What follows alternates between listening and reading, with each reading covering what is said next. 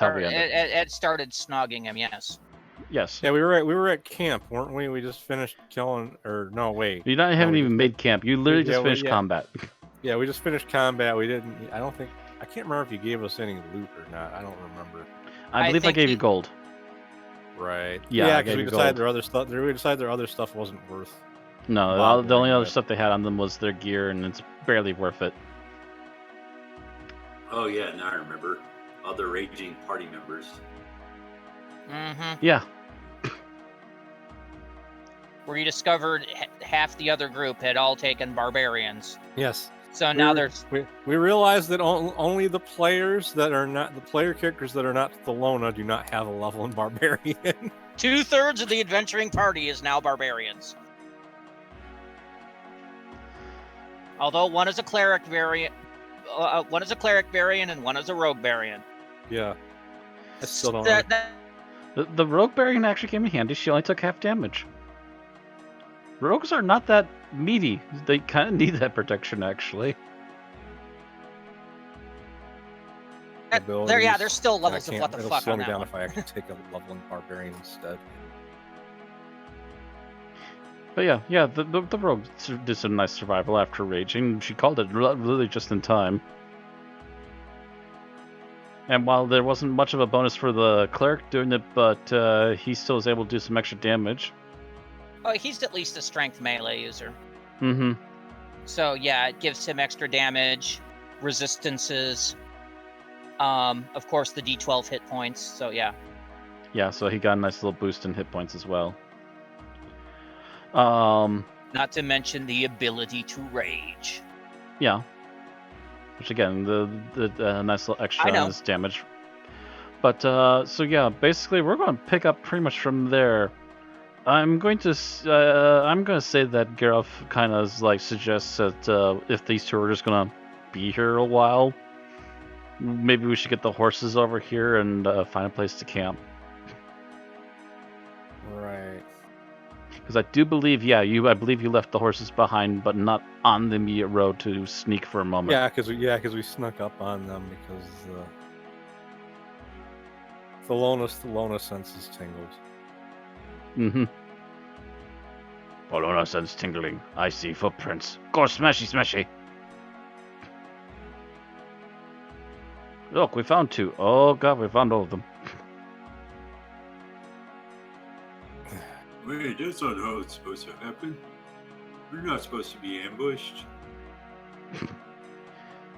Wait, who ambushes the ambushers? The people that find their footprints, apparently.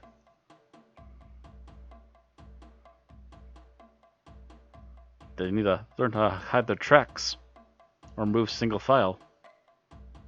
They probably would have got away with it against us like regular travelers, but even if we had been caught in the pincher, we probably would have still killed them all. Yeah, we just would have taken more damage before it happened. Yeah, they would have all been on you all once instead of just a couple of them at a time. Yeah, instead it was like that moment in Austin Powers where Austin's dad's like, "All right, you come at me, chop. Now you come at me, chop."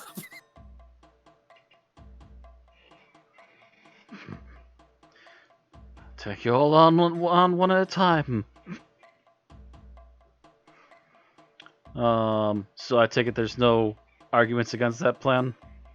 Really? I mean, we might as well at least take a small rest. Is it still the middle of the day, I'm guessing? I believe I called it as like afternoons, so it's later part of the day, but it's like not super late. It took you a few minutes to fight through these guys, but it didn't take that long.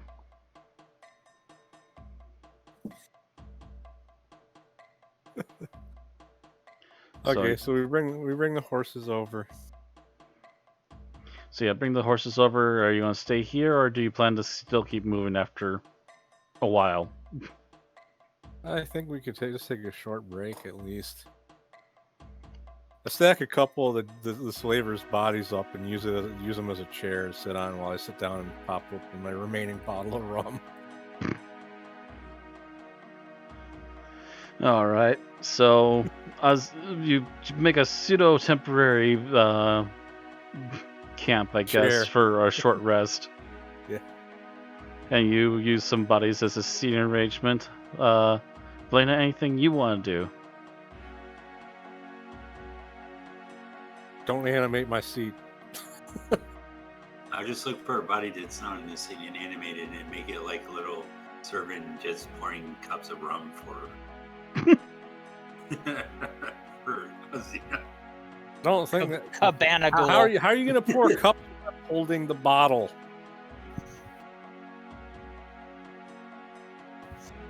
What, you're not going to give the servant the bottle? No, I don't want a fucking corpse touching my booze.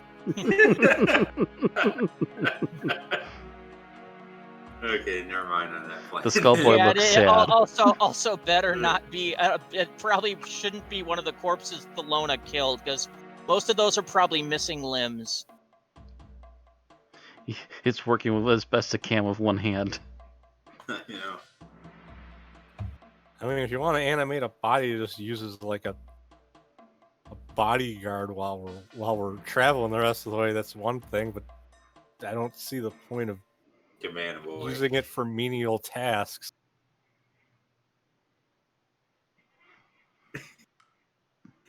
It just put a silly picture in my head though, like just getting a broom for the zombie and it's just sweeping up the tent that Garog and Blaine are sharing.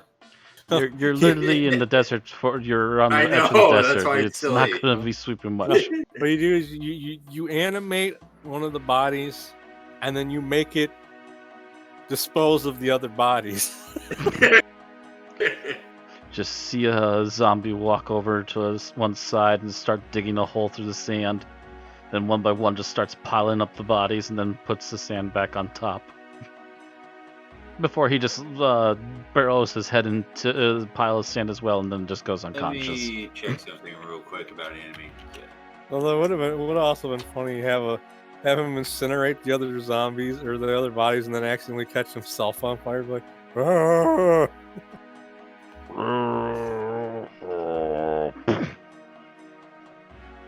No, it cannot be cast as a ritual. Darn it. Nope, you have to use a spell slot. They do that deliberately. Yeah, they don't want you constantly spamming this thing every 10 minutes. Well, the thing is, you can't do it as a ritual. Usually takes longer than casting it as a regular spell. Anyhow, It takes 10 minutes plus Yeah. the casting time. so it's already a spell that takes like what, an hour? Was it? No, I think it was a couple minutes, but still. Yeah, I think you also realized, like, towards the end of combat last time that, oh, wait, this is something you should actually do, like, well in advance of combat, because you can't just instantly poof.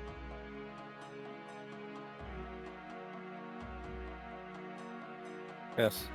It takes a minute to cast. A minute. So, Oh, like, no, about so 6 to it- 8 so- rounds. So Unlike if it was ritual castable, it would take 11 minutes. But no, they've made sure doesn't have the ritual tag. even yeah, I was gonna say, and unlike a genie, you don't have phenomenal cosmic power. Well, you also don't have the little itty bitty living space either. I was about to say that. Darn it. Yeah. So, like, unless we need a guard, like, I guess we'll do it to the last minute of the hour just to have something right. No, we would leave it in dust. Because they wouldn't have a horse. What are you saying? You're talking too low. You keep pulling back. Oh, I was just thinking about it, like, out loud. Basically, if I did do it as a guard, it would be left behind because it doesn't have a horse. Yeah, it would try to catch up with you, which it might be able to do after an hour or two, but But after you eventually, stopped, but the thing is, that'd be pointless. that would literally be pointless, and by this time the next day, it would just fall apart somewhere. No, it wouldn't fall apart. Or You actually, no, lose that's right, it doesn't control fall apart, it will go wild. Yeah, Yeah, you would be releasing an undead to wander the desert. And attack Yeah, the next be- person that came down the road. because Yep. in order to maintain control, you have to keep casting the spell every 24 hours.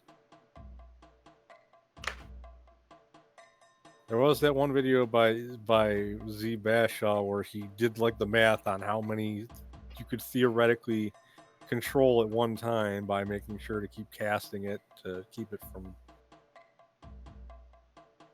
So I guess I'll save my spell slots and just look through my book and prepare spells, I guess.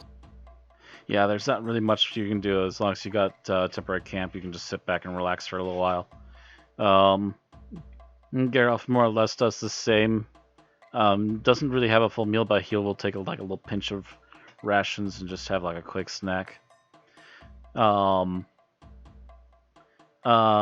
Giselle is also helped with bringing the horses back, and so she's just kind of watching and maintaining them for a few moments before she sits down to relax. Meanwhile, so how long do you think it's going to take over there? A while. Got some frustrations to get out? Might say that.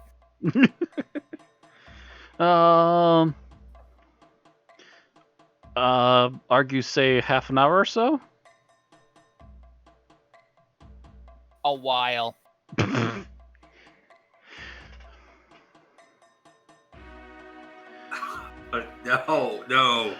No, this is horrible. This is horrible.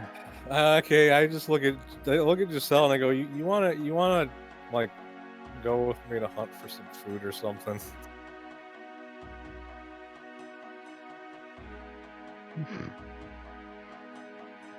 They look like they're not gonna finish that anytime soon.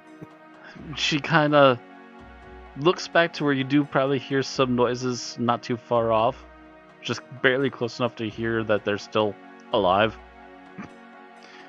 And she just kind of, I suppose.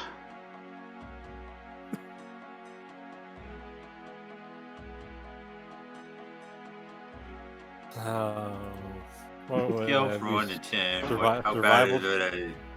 On a scale from 1 to 10, how bad of an idea is this?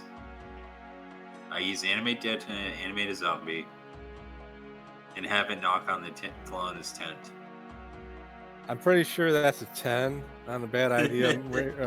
The barbarian's gonna come over there and find you and murder you because she knows who sent it on the Richter scale. Yeah, she knows nobody else in the party can animate dead. All right. There's only one white-haired witch in this team. Well, one white-haired witch now. Killed the last one. That one wasn't in the team. I'm going. Yeah. So what would I roll survival to see if we could find anything? Yeah, I guess that would be a survival check. You're trying to see if you can track some food. Fair to be either that or investigation.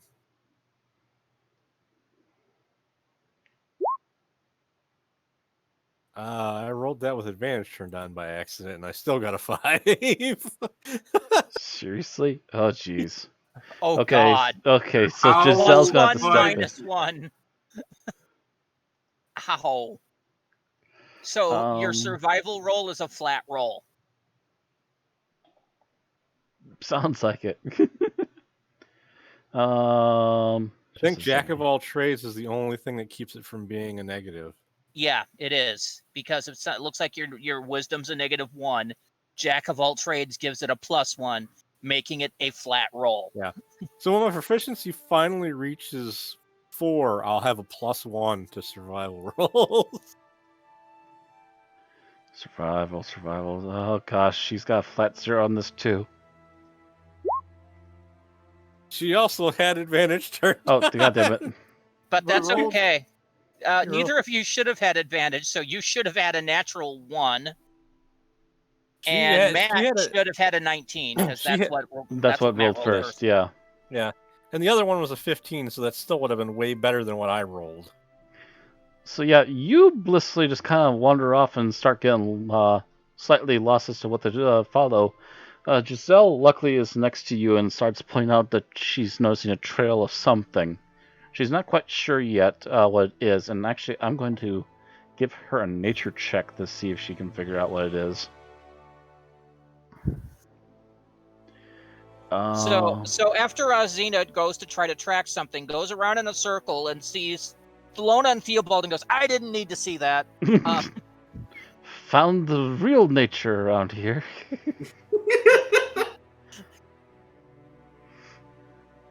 Come on. Oh, there it goes. I think it might roll a second time. First one though, 17. Yeah, Giselle takes a look at the markings for a few moments, and she kind of slowly looks up to you. If we follow these, we might want to get some help. I'm not sure. And she points out that it looks like it's a trail of large lizards. Like crocodiles, or not this far deep into the warm desert-like territory, which you've already been bumping into. These look to be like, the best guess would be like giant monitor lizards. Okay, I'm gonna go back and get Garroth and Velena. So you decide to get back and get the other two? Yeah. I go, hey, you wanna get some reptile meat and possibly some scales? Garroth thinks for a moment. Crocodile wasn't bad last time. Starts pulling out his maul. He pulls out his maul and then looks to Velena. You gonna come along?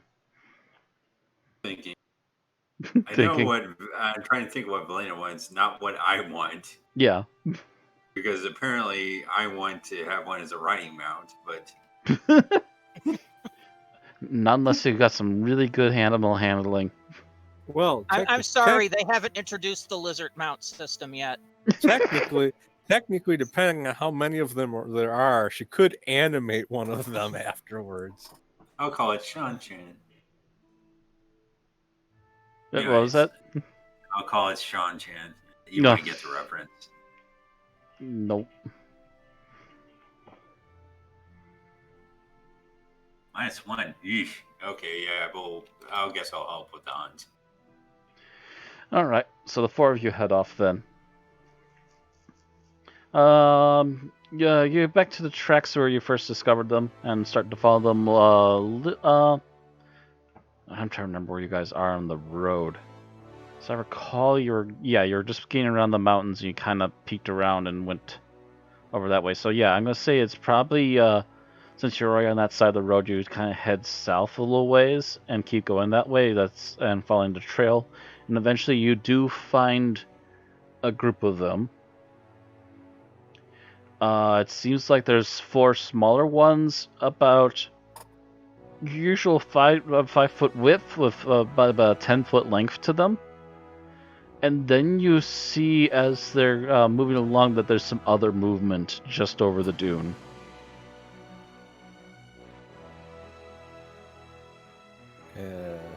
Can we make out what the other movement is? Give me a perception.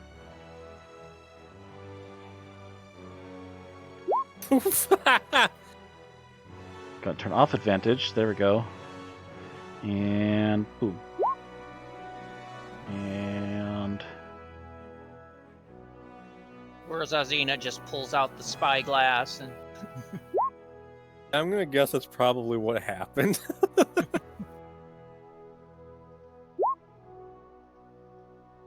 I had a natural 20, so I don't think anything else matters.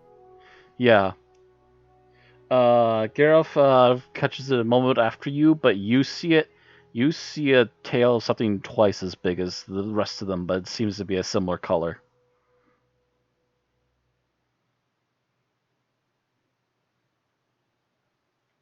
It looks like it might be Mama herding the babies or something to that effect. So, should we try to sneak up on them? Saying this out loud. There's a really big one out there. Geralt kind of squints for a moment. Just barely saw the tail. Really big one. Kind of ponders for a moment, looks back to you. We could try sneaking on them, or maybe we just pile on the big one first. You got your crossbow with you, don't you? That's right. He should have a crossbow, doesn't he?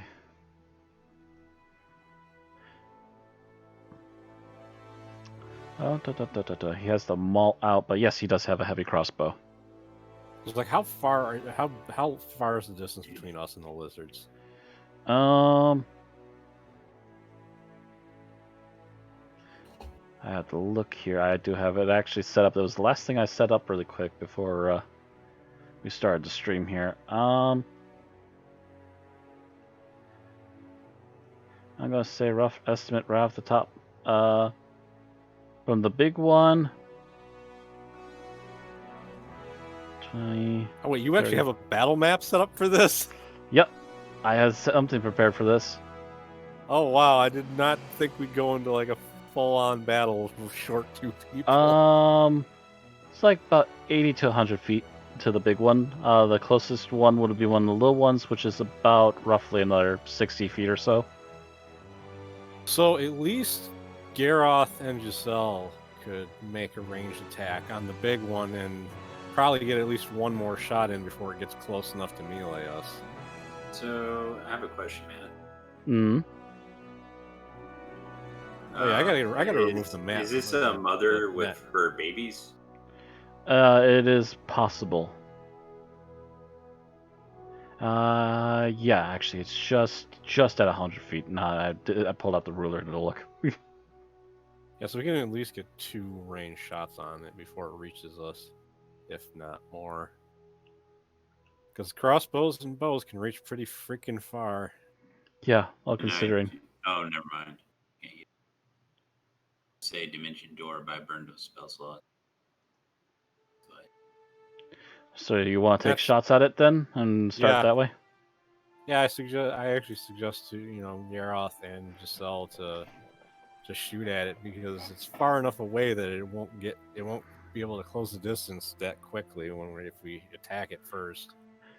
He nods in agreement and also suggests that Velena stay close by because she can start casting stuff pretty quickly as well.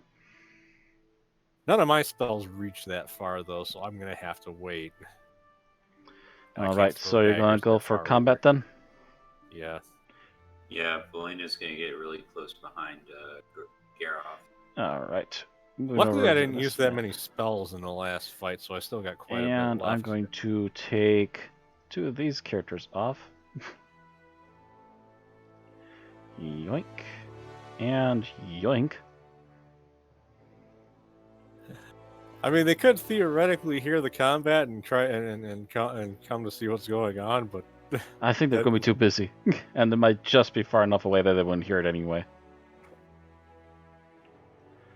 All right.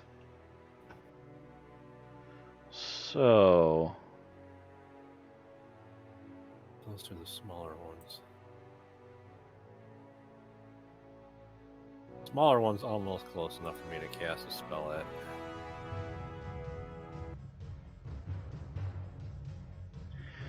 Alright, so we're going to give a first round to Giselle and Garroth to try and shoot. Double checking the range on the heavy crossbow and the regular bow. I remember the regular bow actually is like berserker range, like 120 or something like that, so I'm not concerned about her. Yeah, which just makes it crazy when you realize the longbow goes even further. I'm not surprised the longbow will go further. That's probably one of the big advantages. Also, I think it does a D8 instead of a D6. Yeah.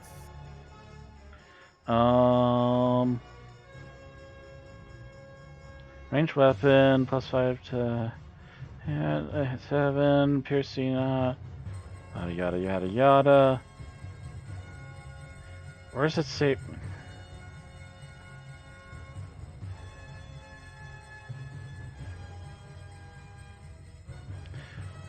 Great. Check. I'll bring it up on the compendium, see if I can find it. 100, 400. So its max distance is actually longer than the short bow, but its short distance is shorter. Because it's exactly 100 feet. Okay, exactly 100 feet. So from him to it, yeah, he just hits it. And it's like at least 120 for a short bow, and yeah, it's like 115 from her. Yeah. So she can, yeah, both of them can hit it. So you decide to quickly kneel down as you're seeing the dune movements shifting in the sand, and you see the tail flick up again, and just both of them let loose. So Garoff is not raging yet, and he can take a shot. And Giselle can take a shot. Oh wait, it's supposed to be a +1. Whoops. Picked the wrong bow for her. Wait, what the hell?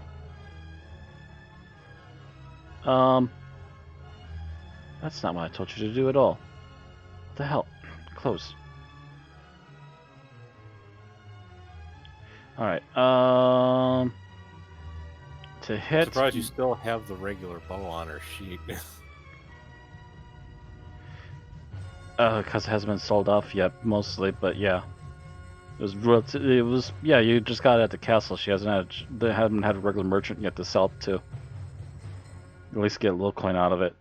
Let's actually retry that short bow for +1. There we go. Well, at least she had. Garoff definitely didn't.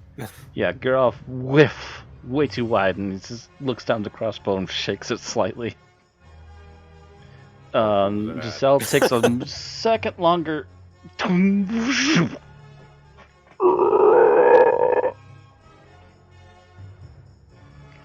Definitely sounded like something annoyed it, so that sounds like a hit.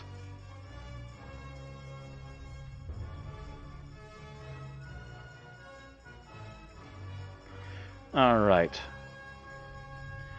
So with that, we're going to say that combat officially starts now.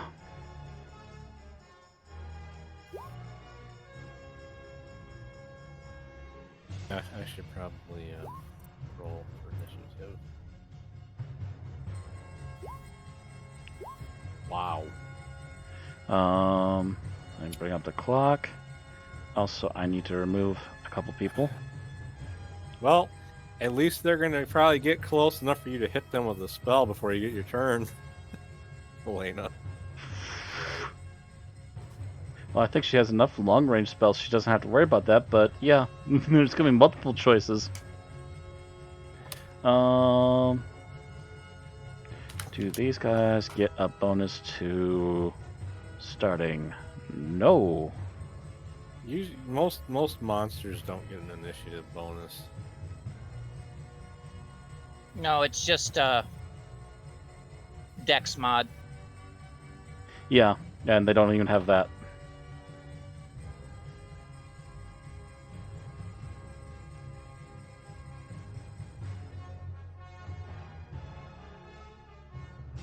Oh wow, a couple of them crit. And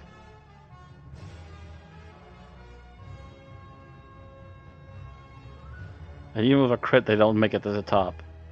So Azina, actually, you get the first start of the round.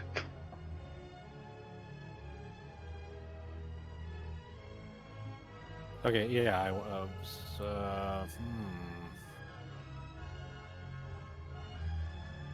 do I want to do?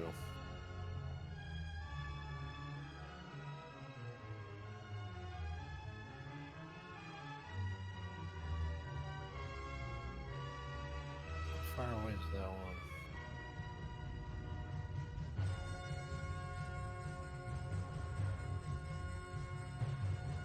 I'm gonna move up, and I'm gonna use Vicious Mockery on that one.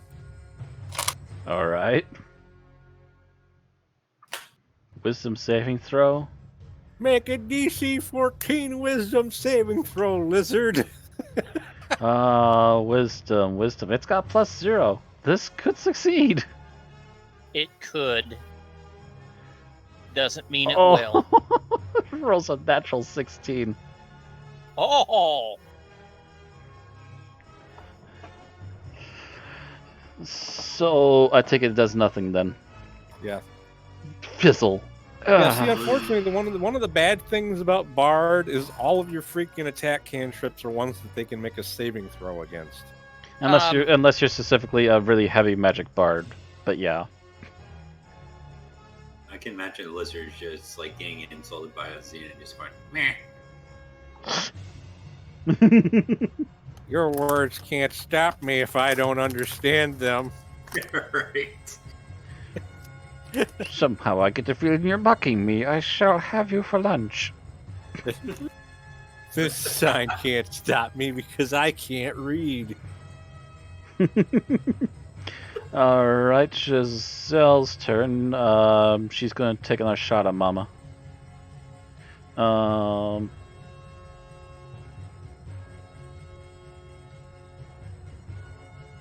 I also want to double check something really quick. I do think they do, but okay, yeah.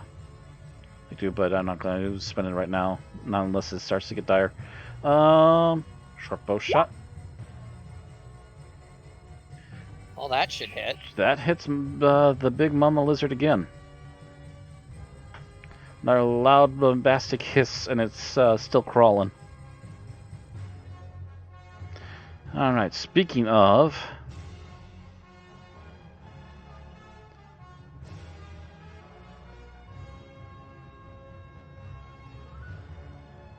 that one moves up to there. Actually, it can move full turn. Yes, it can.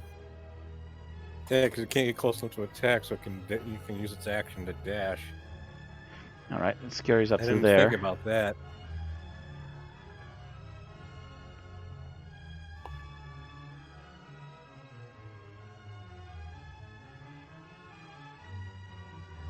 Oh gosh, I got one, got it right about there.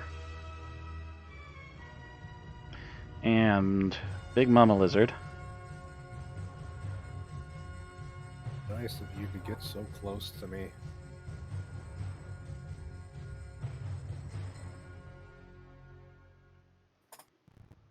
Comes thumping up.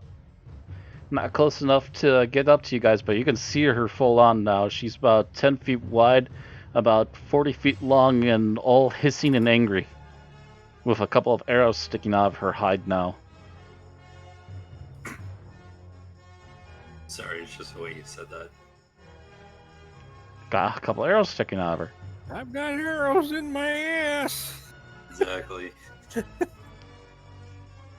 One on each cheek.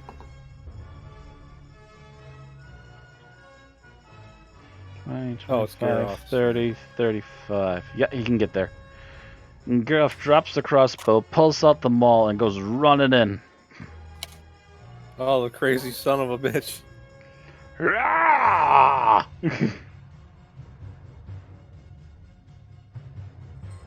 I believe, yeah, he's going for the maul, and he's not raging yet, so he can just regular smash.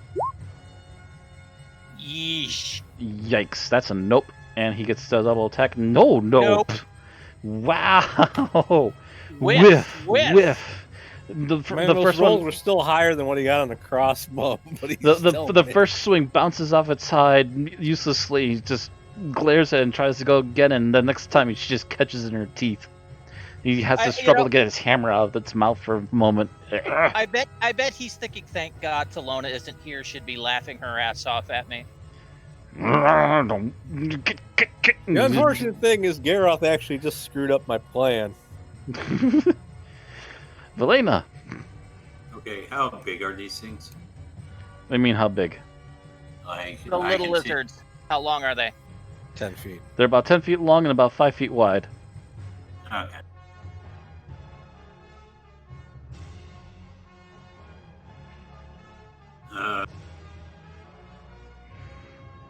I knew I should have got Charm Monster. Oh, it's gonna sit. It's gonna cast Toll the Dead on that one. Okay. You know what? I'll save Geralt. I'll cast Toll the Dead on that one. Especially because that one's already injured, so if you succeed, you'll do more damage. Right.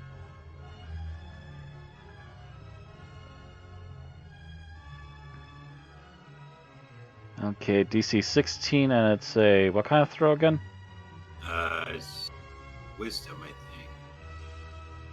Hang on. Keep going with think. We need to have this written down, my dude.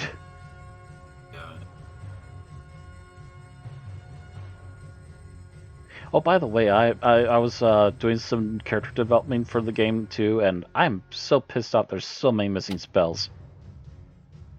Roll20 is really lazy. No, they want you to pay for them. Yeah, no, these are base game spells. They should all be there. Yeah. They've said they should be there. You have to have the player's handbook.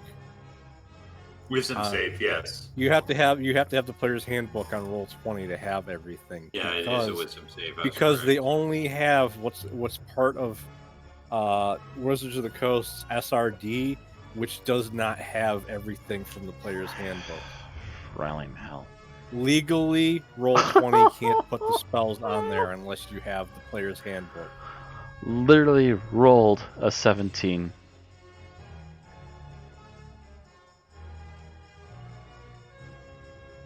Yeah, they don't have. Lena's just gonna scream out at Gareth, going, no, she's gonna scream at Gareth. You make it through this weekend. I think we should talk. Looks back for a moment as he's still trying to unstuck the hammer's head from its mouth. About what? But he lifts it out of its jaw as it hisses at him. But yeah, the spells are not missing because of Roll20 being lazy. It's because they legally can't. Is it the name spells you're looking for, Matt? What do you mean? Like the ones that usually had a wizard's name in front of them? No, these are some rather generic ones. There's a lot of spells from the player's handbook that are not on Roll20 by default. You have to actually own the player's handbook to get them on in your compendium.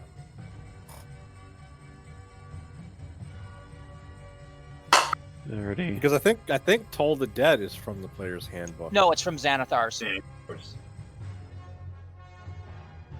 I remember there were a couple of spells that weren't on there.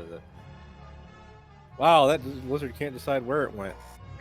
I was originally going somewhere else, and I'm like, no, wait, we can change this, and we can attack somebody else who's closer, because it hasn't been attacked yet, but see somebody that's pissing off Mama. Snap. Let me double check here. Does it get more than one action per round? Can't speak. Yada, yada, yada.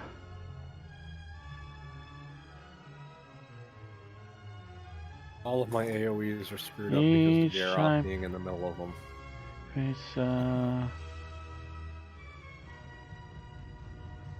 I don't see anything that says they have multiple attacks. I assume they would mention that on a monster sheet, right? Right. Yeah. I think so. What are they? Technically, I'm basing them off of Drake's. Oof.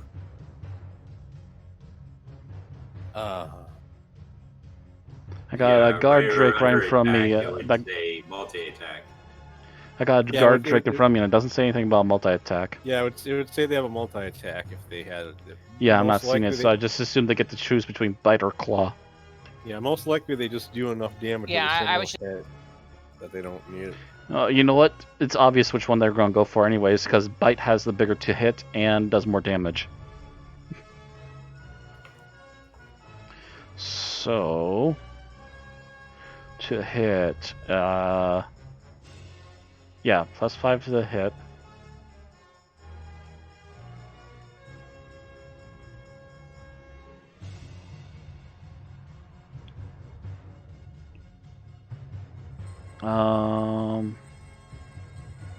Wait. So it says hit 4, 1d6, or hit 7, 1d8. What's the extra 7 right after a hit mean? That's if you want to just use a flat damage amount instead of rolling for the damage. Oh, okay, gotcha. Nah, I'd rather roll to see how nasty they can be. So +5 to hit with a bite.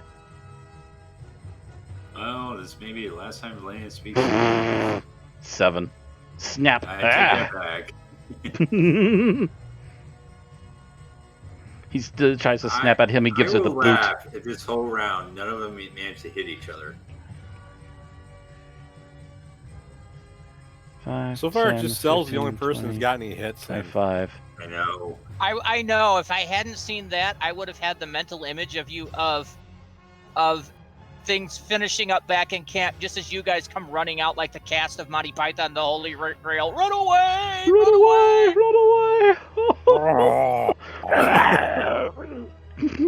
Oh, it's a beast of... Oh! It's the mighty great beast! Ah! That's gotta be my favorite moment when...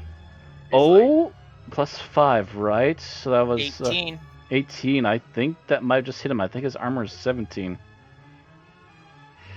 Double check. Oh, yep. Okay.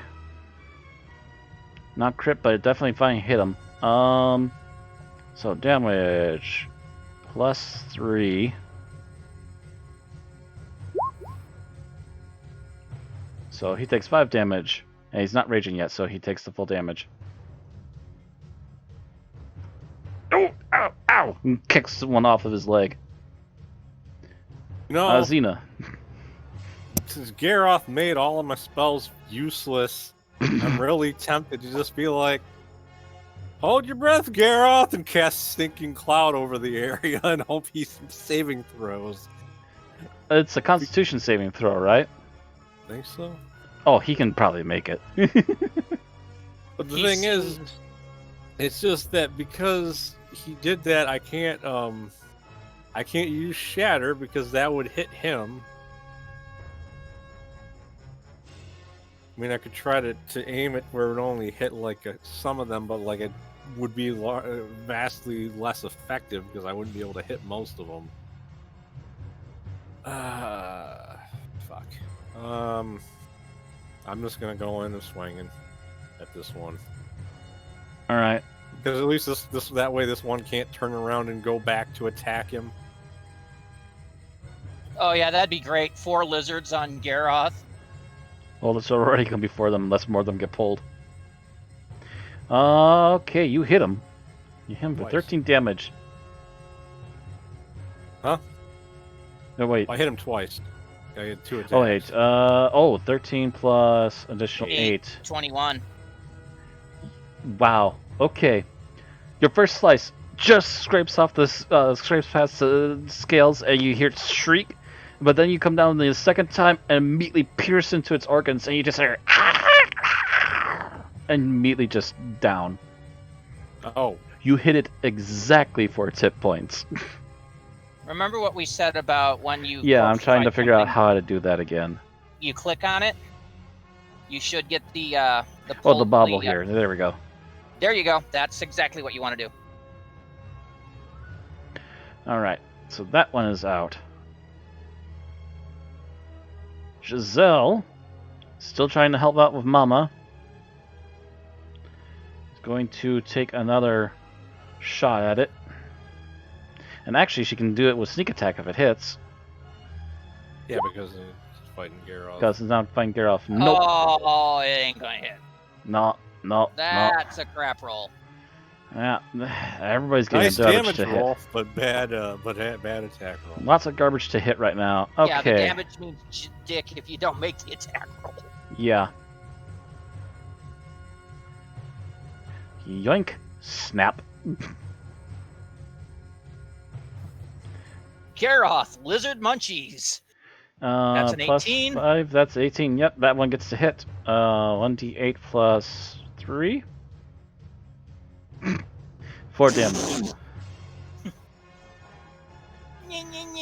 He's still Another snap on his leg. He's just like, ah! And once again, just kicks and knocks it off his leg. It gummed him. That one is no more. We get to remove that from the counter.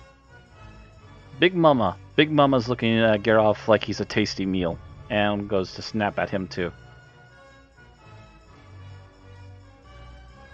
Oh, Ow. she hits.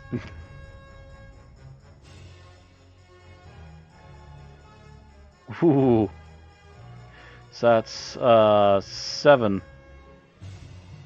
Big Mama promises to be a big mama and snaps on real good. And just just fighting to get his arm free for a moment again. So I'm assuming the only difference in their stats is the big one has more health. The big one has more health and more armor. Just a smidgen. But doesn't do more damage? She does about the same damage. It doesn't matter. She's already hitting them for more damage than the rest of them. Speaking of breaking free, Geralt pulls his arm out just in time to take another swing at it.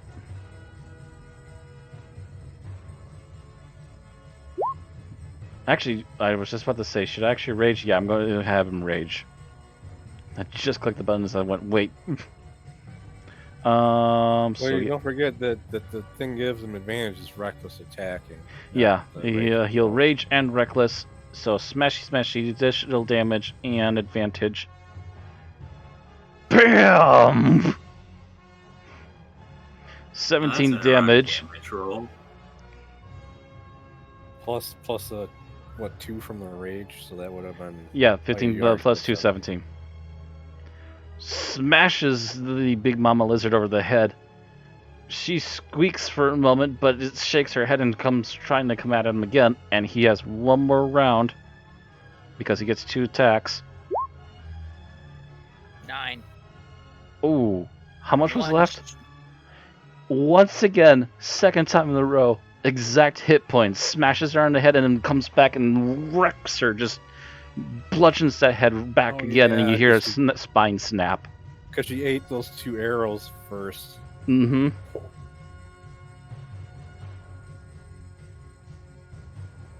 And the babies just hiss. Valena. Alright. Do I have any... Because that changed when 2 of them died. Yeah, I do.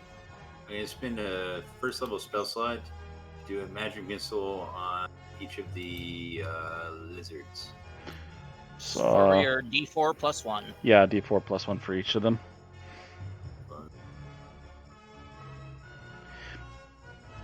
I have to say, I'm not sure why you keep separating the magic missiles, but I'm slightly bemused by it. 5, 2, and 3. 5 on the top one. Left to right. He's separating them because he's hitting just separate targets with them. It's easier to do the math that way.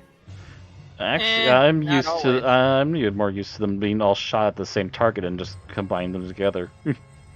It's a different tactic. I've seen both used in the Yeah, I've seen both used, but Valena seems to only ever spread them out.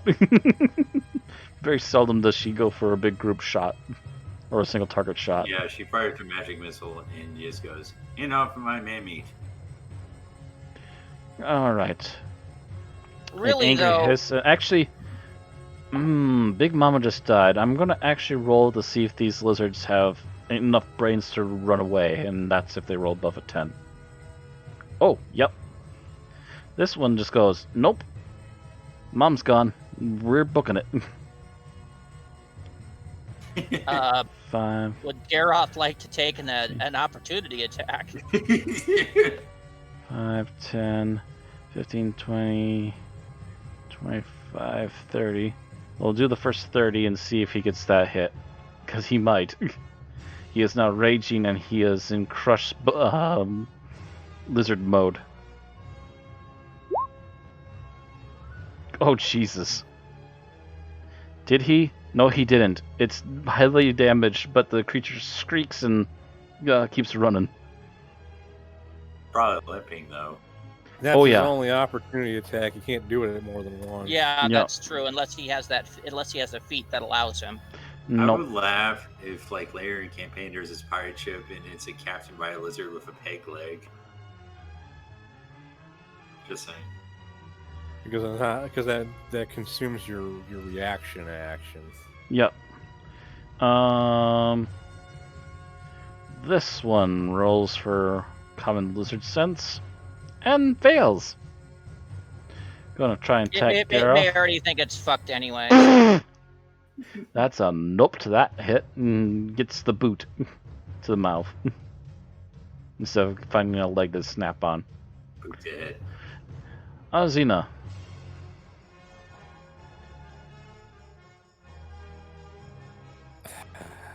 I just had a thought. But it's not quite as satisfying teleporting after wild animals.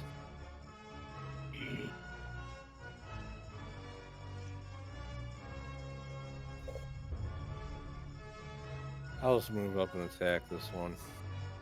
All right. Nope. Ugh. What? I got the same roll twice? That's bull. That's The lizard also got the same roll twice. Welcome to this world that this roll D20 has been doing to us. Thanks, roll 20. Thank you, roll 20. I do like that on your damage rolls, the 5 and the 6 were superimposed. Giselle, can she make that shot from here? Oh, she can make it.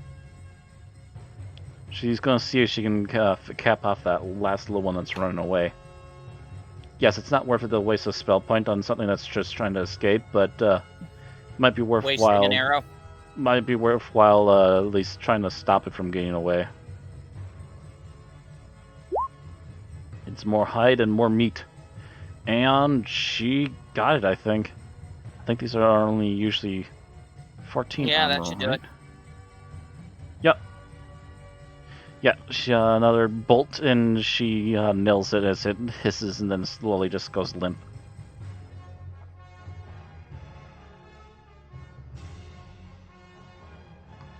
This one is still active. Is it dumb enough to stay? I think I have not rolled for this one yet. Correct. Nope, it's not dumb enough to stay.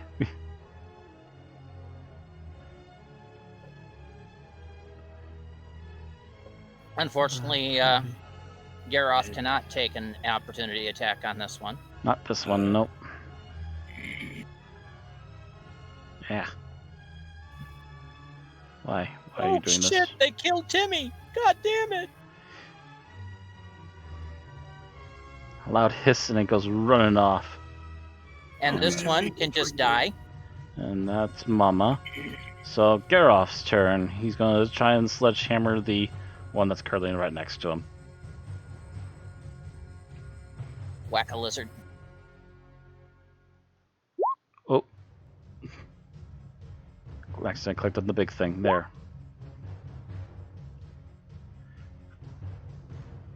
Ooh, that's a lot better. 22 to hit and 12 damage.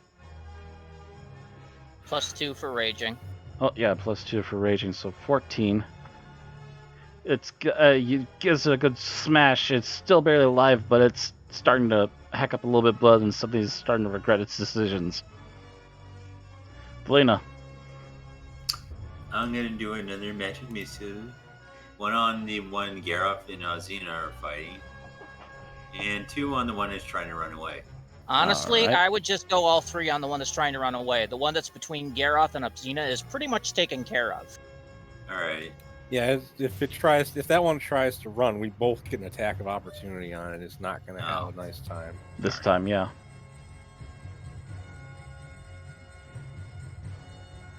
(3d4 plus 2, 3). 11. All of them hit. It yelps in pain, but is not dead. Probably laughing. I'm gonna make it. I'm gonna make it. More like an angry hiss as it's trying to skitter away as fast as possible. These guys are not that fast. That one's also been perished. This is the one trapped between Xena and Garoth. I know. Spit. It's about to die. It's gonna make a last attempt to just run because obviously this is against his ability to fight. 5, 10, 15, 20, 25, 30. It's thinking of survival. It's not thinking about should I stay here and fight, because obviously it's gonna freaking die if it stays. It's gonna die if it runs. Either is a bad proposition, but it's better chance to run away and survive than, as far as it's concerned, than to stick around and try and fight them.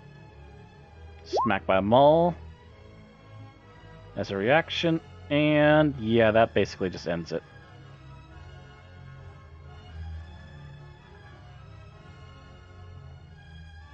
drag that back here. It starts to run away, and Geralt smacked it. Xena, there is one remaining, and it is your turn.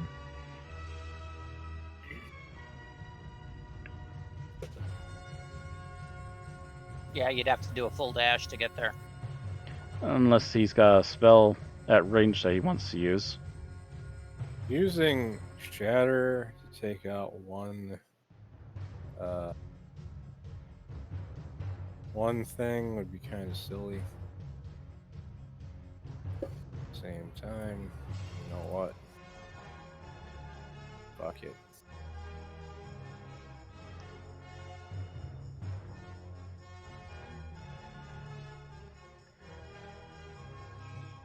Okay, range 60 feet. Yeah, just hits it. It has to roll a Constitution 14. Even if it didn't quite hit it, the radius would hit it because it's a 10-foot radius. Constitution, Yeah. It gets a +3. Yeah, but even if it saves, it still takes half damage, so it would still take what, 9 damage if it 8, saves. 9, 10, 11. No, it does not save. 8 damage? Well, no, it takes 19 damage if it doesn't 19, save. never mind. I was looking at the roll that I made. So 19 damage. Yeah. You see its body spin in the air for a second after the blast, and then it just falls down limp.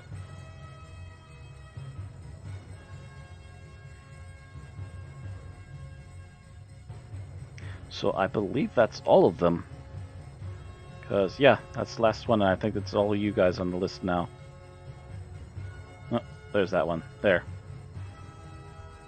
Alright, guys, the lizards are down, so now you know what it means. Battle Royal, every man for himself now.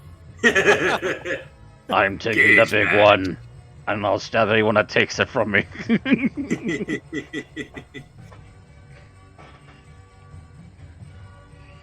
Alright,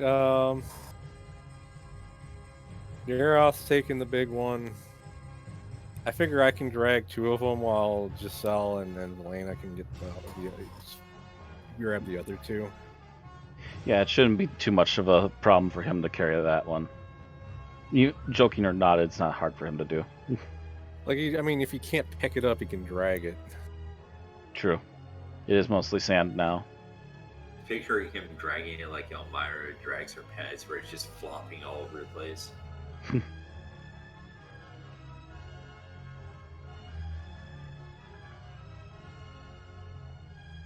So it took you about a couple of minutes to fight them. It takes you several minutes to drag them all back into your makeshift camp, which at this rate is possibly going to become permanent camp for tonight. And you start cooking things up for tonight. I assume you're immediately going to go into skinning and cooking lizards. If not cooking them, then finding ways to preserve them.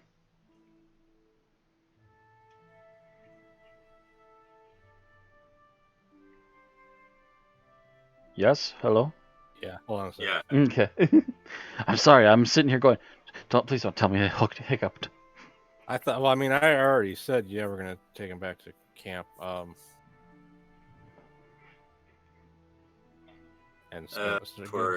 immediately start skinning, working on it.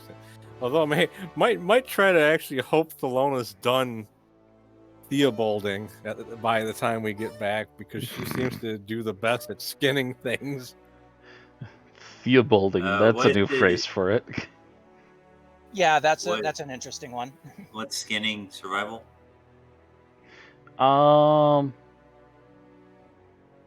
Yeah, I think it's technically a survival because you're trying to remove the hide so you can get the meat and also make leather at the same time.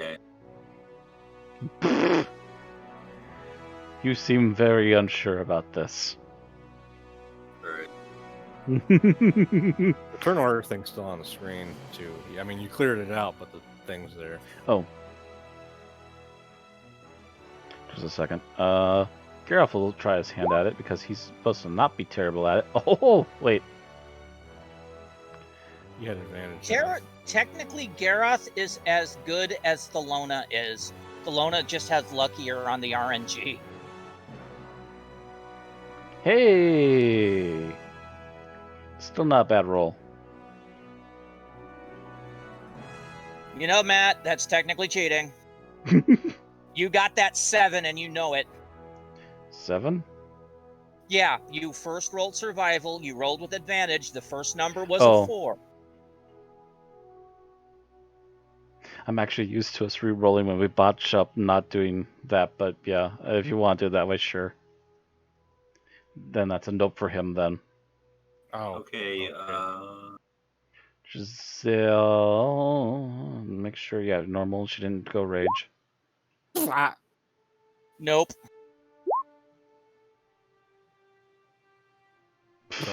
Giselle is the only one who is minorly competent enough to possibly try this. She looks at you all looking slightly baffled at your attempts to pull out skinning knives and trying to get started, and she's just like, I'll get started. Just relax for a few moments and starts immediately skinning the big mama one first. Obviously, this one's going to go right on the fire right away, and the hide's going to be big enough that it could actually be made into some materials. The other hides might be big enough, but this one's definitely big enough. I can only take a little bit of the hide, like just a small bit. What do you mean? She's going to try to make something. Okay, so you're going to try and like snitch a bit of the hide for some reason as it's getting skinned? Yeah. Okay. Giselle eyes you inquisitively, but continues on with her work. You're a wizard. As far as she's concerned, you're full of weird shit.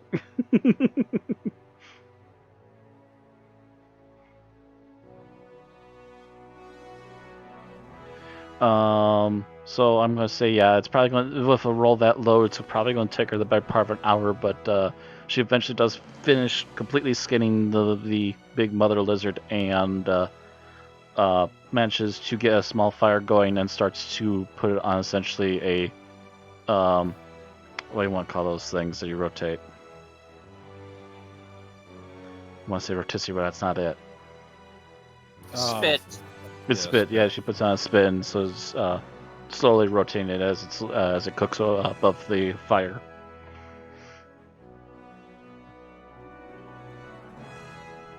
And, well, I guess we'll see what she can do for the smaller lizards since she's the only one that seemed to get a good, decent roll this time.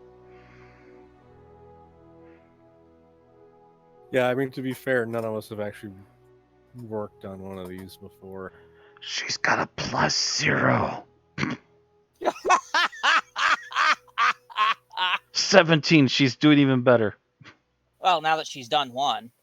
You know, yeah, it's getting high enough now, so she's just like, oh, these little ones are actually really easy now, and just starts going at it whole hog without much problem. Another hour this time, and she gets all 4 of the smaller lizards done, and then starts actually working on a drying rack for them, for the hides, and starts trying to figure out how we're going to how to preserve the smaller ones, because obviously these might as well just be provisions for the next couple of days or so. Right. Not even sure if Big Mama is going to be finished by the end of the night. You can just keep it on spit and slowly cooking it all night.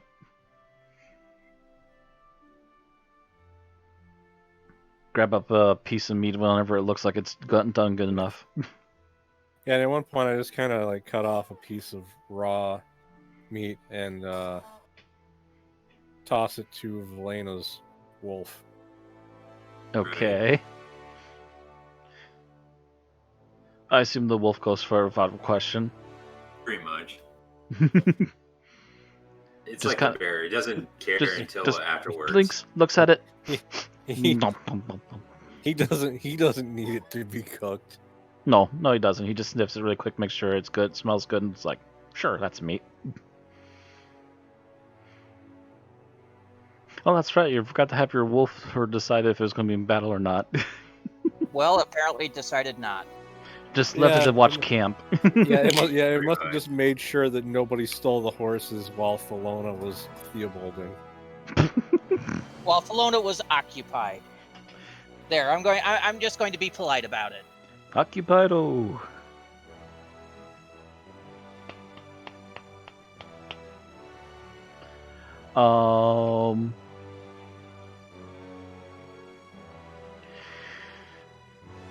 Yeah, not sure what else to say. If you got dinner, you basically started making a small camp for yourselves. The other two have yet to show up, and it's probably been roughly, by this point, 3 hours.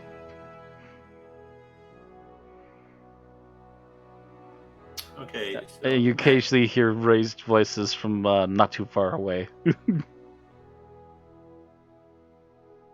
Question. Yes. So, working with scale hide, would you require leatherworking workers kit, or could you try to do it without it? Oh, trying to make scale hide? Well, something out of the scale. Wait, what are you trying to do with it? You want to make armor out of it? Is that what No, you're not armor, just a small item.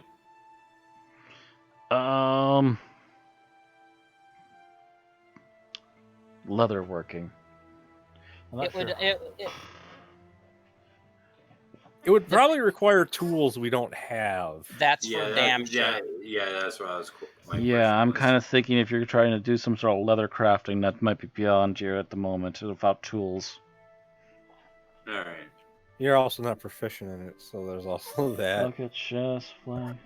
That's not what I was looking for.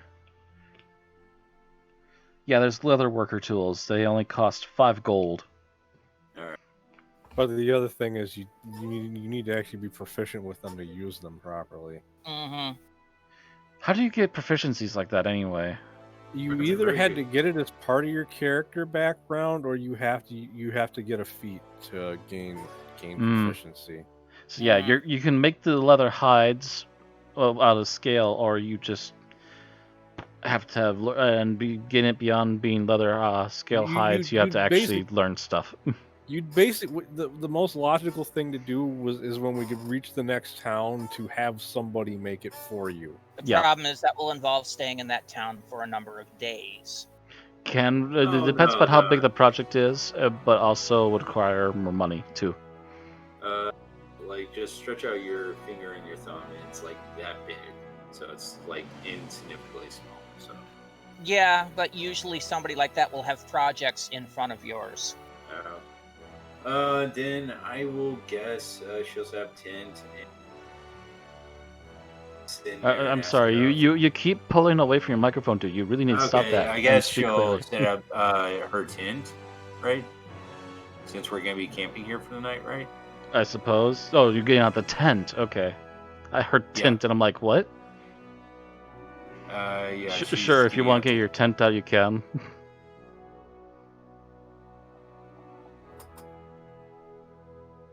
I'm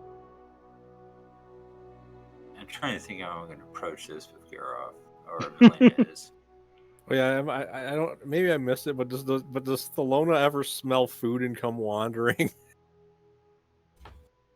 I would laugh if Thelona comes out. As far as you're aware, it's been like 3 straight hours or more, and they're just still off there making occasional noises loud enough for you to hear. Barbarian constitution, gotta love it. Do we have any seasoning or spices or anything? I believe technically a couple of you do. Alright. I guess I'll get some spices, spice up the cooked meat, bring it in the tent, Garoff to come in.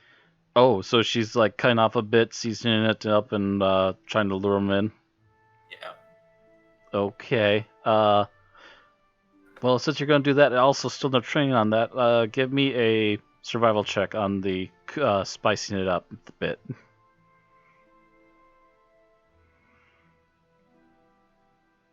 Come on, load it. Load your sheet. Oh, there. Depending on how you get, you might get a bonus to luring him. Oh, okay. Yeah, I'm going to say that's high enough that he's just, as soon as you he sees you doing this, and then as you're heading towards the tent, you kind of give him an obvious wink and a kind of side-to-side wiggle of the plate, and he's kind of looks around for a moment, looks back at you, and quietly nods and gets up and starts to follow you into the tent. And then Valina just goes, Garoff, we need to talk. He stops and blinks. About what? I'm trying my best to do this without laughing. Have you thought about the future? You see him kind of tight-lipped for a moment and kind of silently inwardly thinking for a moment. You mean about us? Yes. He kind of quietly nods and I'm aware you probably, even once we're done doing these things we're doing, you probably want to go home, at least visit. He then pauses, then looks back to you. I won't say no to visiting, but big castles are really not my thing.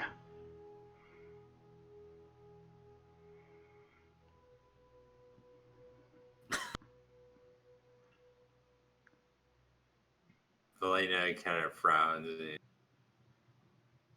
goes, "That's not what I was talking about."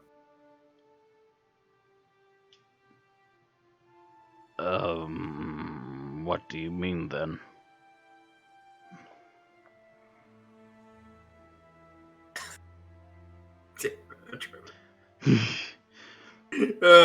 Because even as a GM, I'm not sure where you're taking this, so go on. Well, technically, you're a man. I'm a woman. Oh, you mean making it official?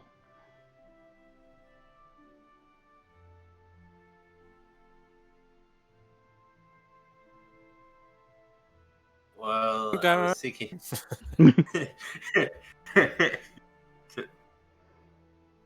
I was thinking about something else. A little bit further down the road, maybe. Again, he looks confused. You're not worried about you're not worried about being at home. You're not worried about like officially tying the knot or anything. Then what are you worried about? She holds the little hide up. She holds it up, and it looks like a little sock. He then once again blinks and goes, that's kind of why I was thinking you wanted to officially tie things up then.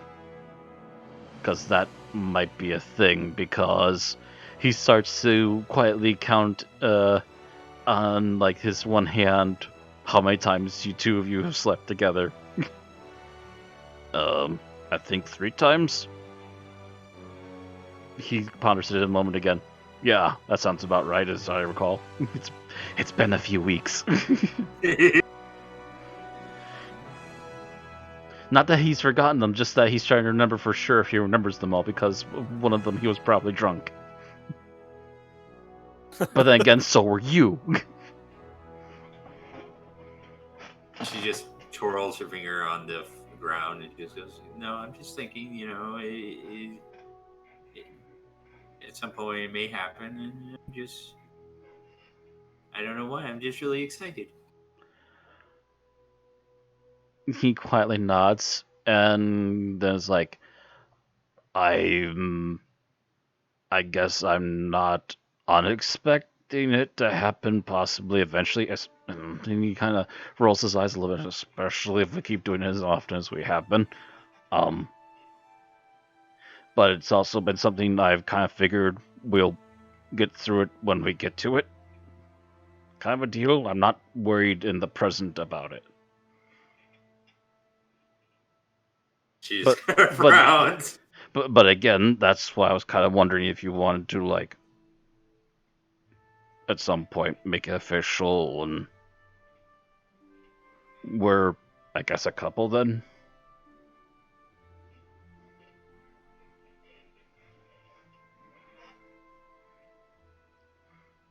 He kind of starts to almost nervously start to scratch the side of his jaw a little bit, just kind of like he's not the brightest tool in the shed, but he is doing his damnedest to kind of go like, I'm not worried about it, but I'm aware this is a thing, and I'm willing to do it if you're willing to do it, and I'm willing to tie a knot if you want to tie a knot, and etc. etc. He's trying to do his best in his very simple way of trying to get this through. That he's okay with this, and pseudo ready for it to eventually be a thing that's likely going to happen anyway.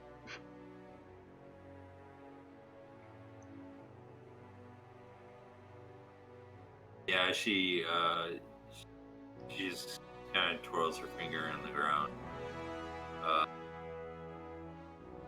Just remind lately, it's been a few weeks. It may end up happening eventually. He actually takes a pause for a moment and kind of thinks about it. Yeah, it has been about 2 weeks, hasn't it? Because, yeah, it kind of happened while you're out in the water, as I recall. Right. I want to say, between traveling on the water, traveling on mainland, I think about halfway through the mainland travel originally, you were about a week in, because it took a few days on water. And then with everything else, yeah, it's probably on the verge of 2 weeks, officially.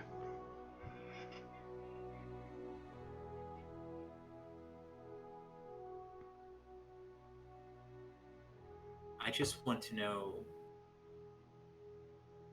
are you up for it? If the time ever comes. He nods. To be honest, I've been worried about how I'm supposed to continue my tribe since he slowly shrugs, basically the last of my tribe left.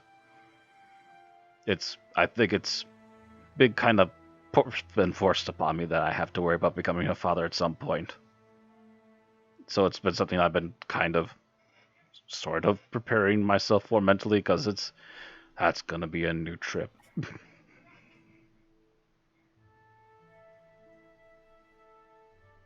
And he even ponders for a moment again, and he's going, that means we're going to have a house or something, isn't it? We're going to have to find a place to put the Rugrats for a while. If anything else starts happening again. Kind of contemplate. I'm just picturing them talking, and then suddenly just a picture, just hearing Alzina in their heads going, or a boat. Wait, what? Saying what? Because they're talking about needing a house, and then just suddenly, or a boat. Or a boat. You just hear Giselle going, or a houseboat. Boat. I'm already worried about the sand pirates. Don't. She just. Well, by the way, apparently I found out that in D&D, ice pirates legitimately are a thing. There's like literally ice ships and stuff. Yeah, she. Some settings do have sand ships. She stands up, puts her hand on Garroff, kisses him on the peck on the lips, and goes, you're rather romantic tonight. He looks to the camera, slightly stunned, and looks back. I guess that's a good thing then. He smiles, obviously kidding slightly, and kisses you back. Bad Garroff, no breaking the fourth wall.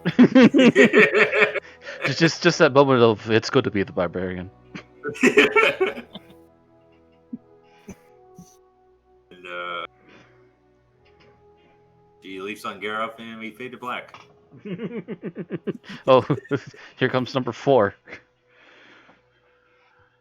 So starts getting noisy in the tent now. You got noises coming from down the drift, noises coming from the tent. I just kind of look at Giselle and go, are we the only ones here that have any self-control? Do you want to have self-control? She kind of smiles at you. Well, Thelona had self-control. The problem is it ran out. Well, you, me, snoo. Like the meat's still cooking, right? Yeah. I go, As nice as that thought is, somebody has to make sure the meat doesn't get burnt. Rotates it slightly. There, it's good.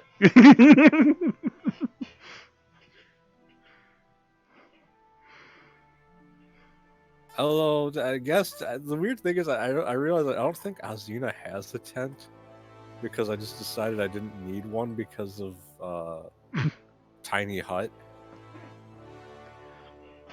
You forgot about privacy, didn't you? Yeah, because I was not actively involved with Giselle when I bought my supplies.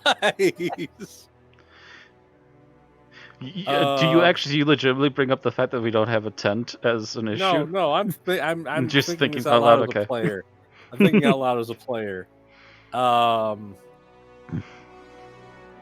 guess we're just gonna make out near the campfire then.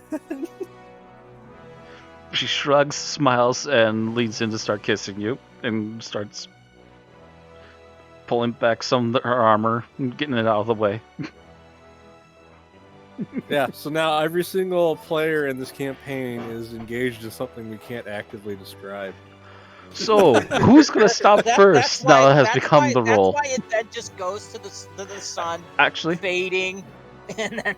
You know what? Actually, yeah, I was going to say let's do a constitution roll, but no, I like this idea better. No. So basically, you two just start going at it near the campfire, and we just aim the camera up towards the sun as it suddenly goes fast speed into sunset. And then finally the next day.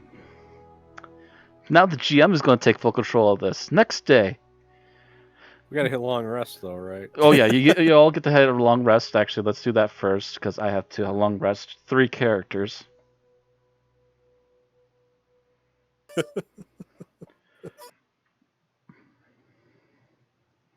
Oh, that's right. I haven't pulled him open yet today. That's why he started on his weird starting image there. Long rest. well, basically, like, we're the only ones with self-control. And she's just like, but are we? Hey, Thelona had an excuse. She was working on Rage Primal mode. It's been a few days, and you know what? It's time. We've been well behaved. Till now. Besides, it sucks to be the one person that's just sitting there listening to it happen and going, all night. You also gotta keep in mind, Azina, being the captain, was trying to be responsible, kind of. Be responsible with an irresponsible crew.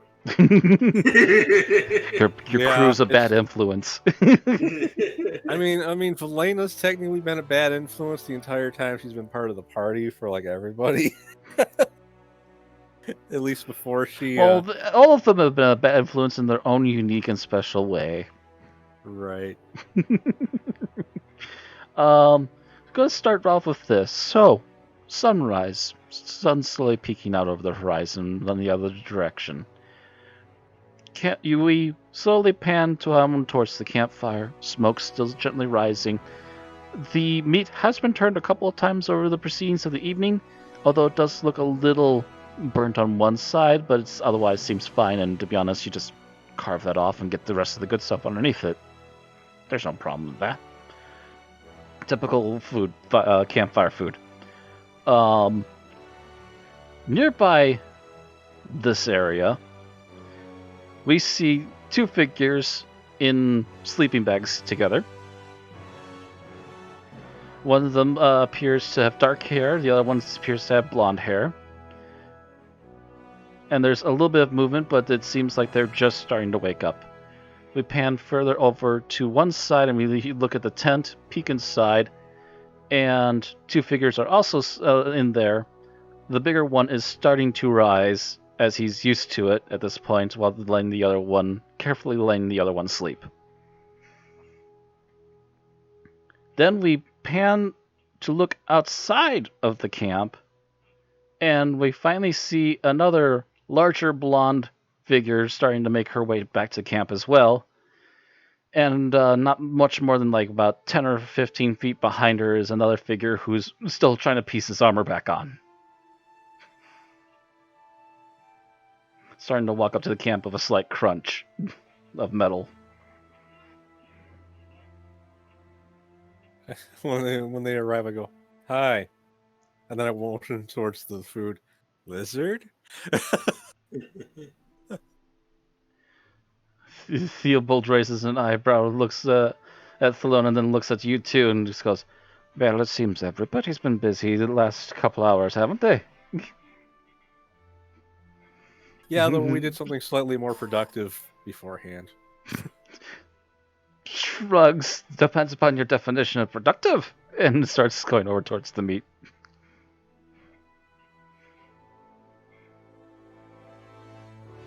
Delona just has this, cat that got the canary grin the entire time. Of course. She had no objections to what happened. She's the one that started it.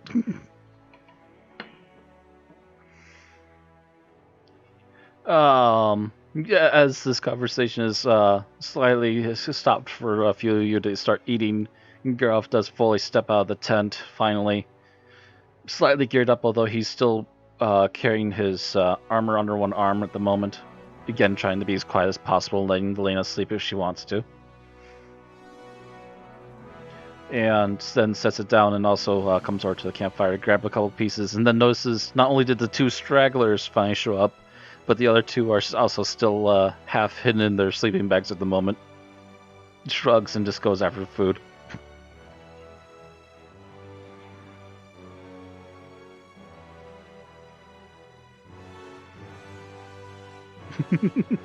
Oh wait, did you imply that Azino's still naked earlier and I missed that? Or I'm not going to say for sure for you.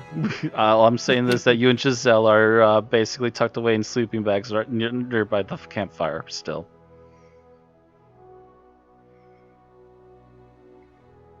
yeah, well, Azina. I assume you might have kept a little bit on, yeah. Yeah, Azina pulls her cape over herself and starts getting properly dressed. Giselle kind of half smiles and watches you for a moment before she also gets up. She still has a very basic outfit on. She did at least put her normal street shirt back on, and it's long enough that she doesn't have to worry about showing off anything.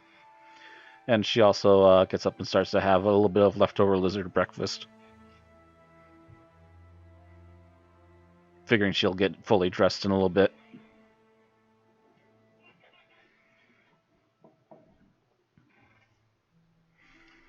Yeah. Valina's just sleeping with a big grin on her face.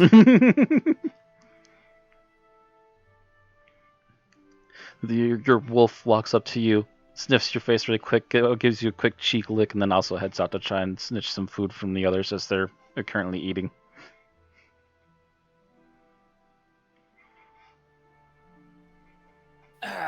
Thalona put her pants on, but it's probably still bare from the waist up. Yeah, there's won't be the first time. There's trees nearby, right? Or I'm gonna say that you set up camp behind rocks, and there's probably a tree or two nearby. I go look real quick and see if there's any produce on any of the trees. Berries or coconuts or anything. Give me a nature check. Let's see if there's anything nearby at all.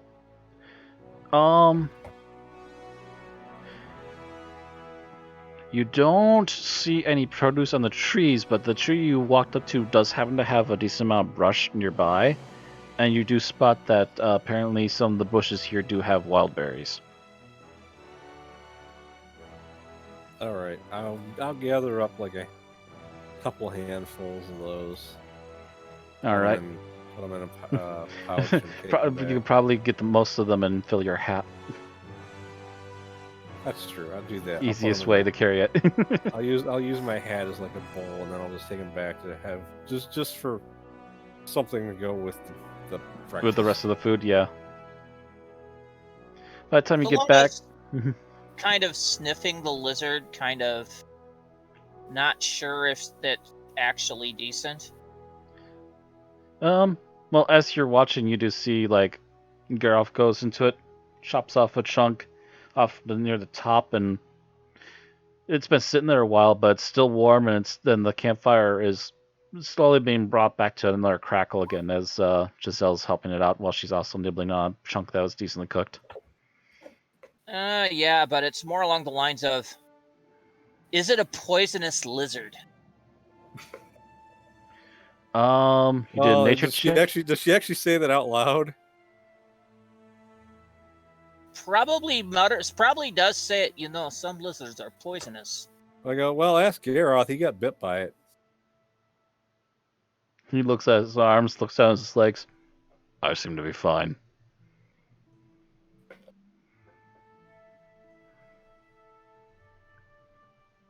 And I probably looks over at the skins, looks at it. They're not particularly colorful, are they? No, they're like a straight up deep red to a black, so they're not like overly flashy. It could almost blend into the sand in the distance. Yeah, most poisonous lizards have kind of the "here I am" coloration. Yeah, the big neon sign of piss off or poison you. So she shrugs and probably whacks off a hunk and has a nibble, something to put in your stomach early in the morning. Berries start to be brought around. As you know, it probably takes most of them, but they can obviously be shared a little bit. And I assume sword practice starts before too terribly long, and there's about a half hour of that before you everyone gets suited up and heads back. Actually bows out of that today. Oh, okay. If somebody reflects back to her going into camp, she was moving kind of gingerly. Oh, so who does she normally do sword practice with? She usually practices with Geralt. And maybe occasionally Theobald was in on that too. I go, well, I could take a turn at it if you want. Geralt kind of raises his eyebrow. Sure. And takes another bite of the meat before he's done, like throws away a burnt piece that he bit off, that he bit the rest of the good stuff off of. I mean, I got a big sword too. All right. Usually we don't really roll for this, but essentially, you go into a practice duel with Geralt for about a half hour or so. Just basically warm up and a bit of practice. The only thing I can think is maybe have me do an athletics because I've not normally done this before. Sure. Okay. At first you look. It seems a little bit off, especially so early in the morning. But you quickly warm up to it, apparently, and after about a half hour, Geralt nods, agreeing that it was a pretty good workout for this morning, and it goes back to have a little more to eat before everyone starts packing things up. I assume, Valena, you eventually also get up finally and start to eat. Yeah. After this little tidbit of being woken up after Geralt walks in and sees Valena holding a wolf as she sleeps, and she's just snuggling and goes, "Well, Mama's just happy to have you forever." And the wolves are like, "Woo." Wait, what?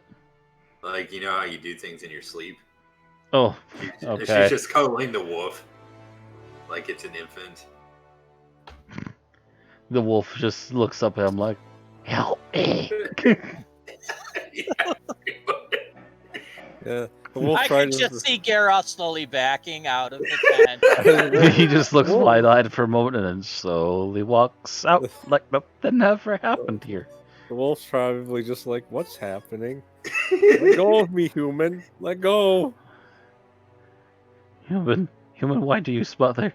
Please stop. Lick of the nose. So, after she eats, Thelona whistles for her horse, and with a wince climbs on and rides off a little distance. Matt, I'm looking for water. It could be a pool or a creek or anything, just a small source of water. Interesting. Trying to think. Yeah, there's nothing that would be on the map, so... Yeah, I'm not talking map size. Yeah. River or anything. Like you're just looking for any little oasis or pond or anything that just might just help out for a moment. Small pond, small stream, yeah. You know what? Let's roll a d20 here and see what it says. 18. Frellet, yeah, after you go looking for like maybe 10 minutes or so, and just as you're thinking maybe there isn't, all of a sudden you do spot something on your corner of your eye and start heading over that way. You find a small oasis just big enough for like maybe 3 or 4 people to hop into the pool. That's fine. That's exactly what I need. I'm going to have myself a bath. All right. And once I'm done, I'm changing into my more southern clothes rather than the winter stuff I was wearing coming out of Hyperborea. Okay.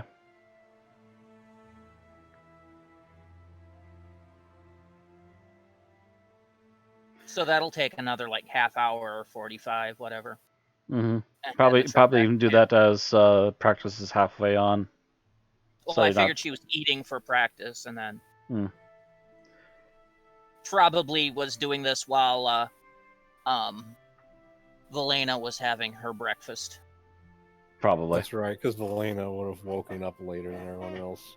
Mm-hmm. Usually does. And the wolf's hiding right behind Geralt, just shivering. Not shivering, just kind of looking around halfway nervously, but hides behind Geralt like, praise other human, please. Geralt just kind of occasionally looking down at him like, what do you want from me?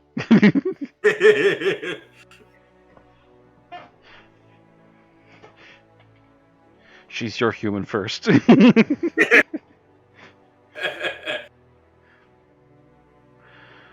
Alright. So after a while, everyone's fine, suited up and ready to go? So. Alright. So, zooming in on the big map. Yeah, we are back on the big map. We wanted to double check that. We were about, like, here, right? Well, that was a big, yeah. You were about the, basically made their way around the corner of the mountains there. So we're about here, okay. Yeah, and you've maybe made it a little bit further than that because of the sneaking around, plus moving the campsite a little bit further than where you had the fight. Yeah, so probably more like here. Yeah, somewhere in that vicinity generally. So, technically, actually, here you've got 2 options. Since you've experienced this road before, you do know that you can just literally take off straight south and not even have to take the main road to the steps and try and get down there as quickly as possible, or you can just stay to the main road. We wasted enough time. Fuck it, let's just make a straight line. Yeah, I was about to say. Well, where's our destination? The first place on the river. Oh, where is it? It was there. I can't remember what it was, but there's like a city right around thereabouts. Shapur? Was it called Shapur? Okay, so then actually, if we kind of go diagonally, because Shapur is where you're trying to get your end goal, but you've got like one city that you've visited before. That's kind of your in between, right around in there. Oh wait, yeah, Shapur is on the coast, and yeah, you're right. I forget what it was. It's probably on the other map. So if we go, oh shoot, come on. Actually, do we have rulers? Oh yeah, we do. But yeah, you got a place like right around here. That's where your takeoff city was last time. Yeah, that's where we left it. Where the crew went back, turned around, went back to the sea. So if we go like this, we can then hit the river and follow the river down. Basically. Gives you a straightforward path to follow, and it would possibly cut off like half a day or more. And if there are any river pirates, we can steal their boat. Actually, there's not a lot of people coming up this way. There's maybe a little bit of movement because there might be some mining near the mountains, but for the most part, the river here is not that widely used that often outside of that. But probably people fishing from the nearby town. Yeah, maybe some fishing from nearby towns, maybe occasionally people traveling for mining jobs or stuff of the like. But usually there's not a lot of temptation up this far up the river for pirates to be bothering. So yeah, if we keep the sun on our left shoulder in the morning, yeah, we should be good. Yeah, you can probably reach the river by the end of the first day at the very least, and then it would take you only an additional day instead of a day and a half to get to town. So I take it you're just gonna cut cross country then? Yeah, I guess. All right. I'm gonna say for the first day of travel, you see a few animals here and there, but nothing that worries you. Oh, that also reminds me. Speaking of animals, so you try to preserve the smaller lizards and probably got rid of what's left of the big one. Probably, yeah, that makes sense. Because yeah, after letting it sit for cooking for so long, if it's no longer edible, you toss it. Otherwise, just finish up what you got and consider it done. Leave the rest for any wild animals. Same with the bodies of your enemies, technically. Yeah, but we didn't cook them. Yeah. We could have. Could have, but that would have also raised the stink. Well, unless you'd have decided to start worshiping Yogg.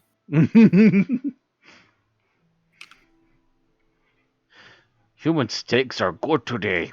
Mm. But we aren't exactly in Yogg territory. Well, unless you're worshiping the god Murderous Hobus. I hear he's very popular in some parts. But yeah, Yogg, I actually just did see that. I think there was a group of them waist off in some of these maps, actually. They have a little continent to them, not continent, like a little countryside to themselves. But anyways, so yeah, first day you travel through, not seeing many wild animals. I'm gonna say you also have, as of yet, an unclaimed additional, let's say about a week of additional food. If you keep it preserved and occasionally you cook it when you need to. That's enough, Yeah. and I mean a week's worth between the 4 lizards. There's a week's worth of food for everybody. Right. So actually, we can probably just add 7 to rations then.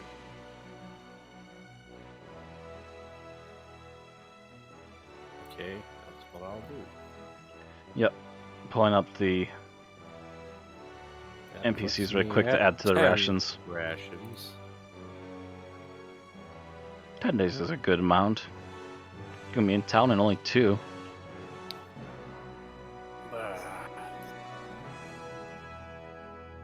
Whoa, way down. That's right. I keep forgetting. Spells kind of extend this list.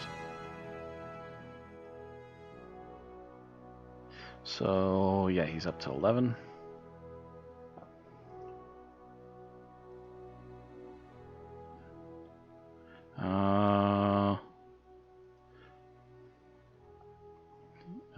Yep. Okay.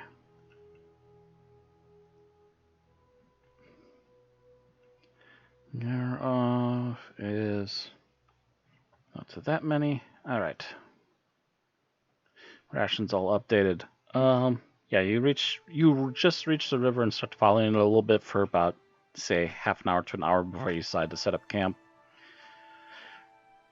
Camp goes normally as normal as this. What does the terrain around the river look like? As normal as this group can get. The terrain here, I'm going to say it's still mostly steppes, but as you get closer to the river, there is a little more greenery. There's more bushes, a few more trees.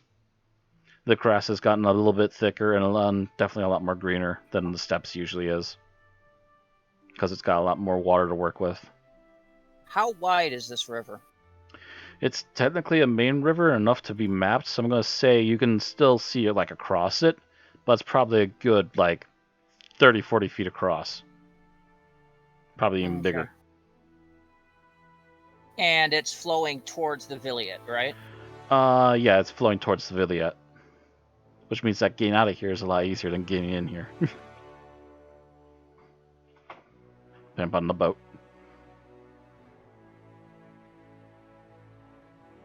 So,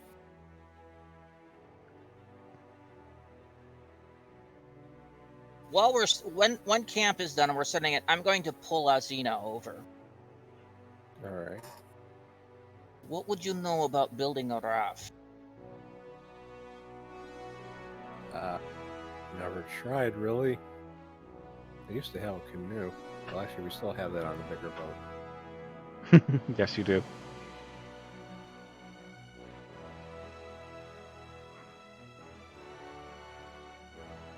So you're planning on possibly making a raft? If we can, it's just a possibility. It's probably faster to go down river. It would the river. It would be easier on you for travel, yes. As for speed, might vary slightly depending upon what happens, but it could be a little bit faster. Never had to build a raft before because they're not exactly a viable option for the sea. True. It couldn't hurt to try. So I'm gonna fell myself some trees. Okay, that's not hard. That's basically a strength check, and you're one of the strongest characters in this group right now. Heck, if you want to, you can probably ask the one or two of the others to help you, and you felled enough of them in a pretty short period of time. And then I'm looking for vine, some kind of anything to use as rope or twine, basically. I actually have rope. Well, that's silk rope. I don't know if that'd be a really good choice for that. Yeah, I have silk rope too. That's more of a nice climbing rope, not so much a let's tie a big thing together rope. Right. Because that could actually damage the rope. Yeah, we don't exactly have a bunch of hemp rope. I want to check the other characters' character sheets. I don't know I don't know what you exactly would use for make raft skill. I think that would probably be another survival check, unfortunately, because I don't know what else. Yeah, that's kind of what my thought is too. Is that it's not a nature check because you're not dealing with animals or plant life. It'd be probably a survival check because you're trying to figure out how to make and then man one of these things. The only other thing maybe insight. Insight is more reading people. Yeah. Holy crap. The hell? The thing is, do we actually have the rope to put it together? Because if we don't got the rope, we can't do it. Oh wait, wrong I was thing. looking for something to tie the raft together. Okay.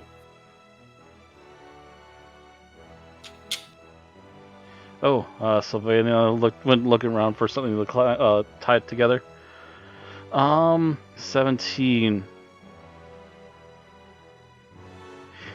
I'm going to say that it takes you a little while, but you do eventually find a couple of trees not too far away from camp that have a decent amount of vine and vegetation hanging off of them and start collecting it and bringing it back to camp. I hate to do this. I gotta go AFK. I accidentally bumped a scab on my ankle and it's bleeding, so I'll be right back. Oh, yeah. Go take care of that. We'll try the survival of this without Ozzy. Okay, that's not terrible. What was that for? That was to try to start making the raft. It takes you a few minutes, but you do start to get something started. Let me see if someone else here can help you. Giselle, it's tempting to throw her in there because she keeps rolling so dang high. Theobald has a +3. Geralf has a +3. You know what? Let's throw Geralf in to help and see how he does.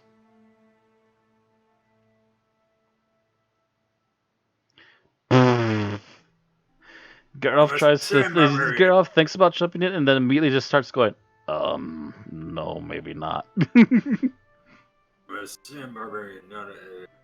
And he has to step back for a moment and starts puzzling again. Theobald.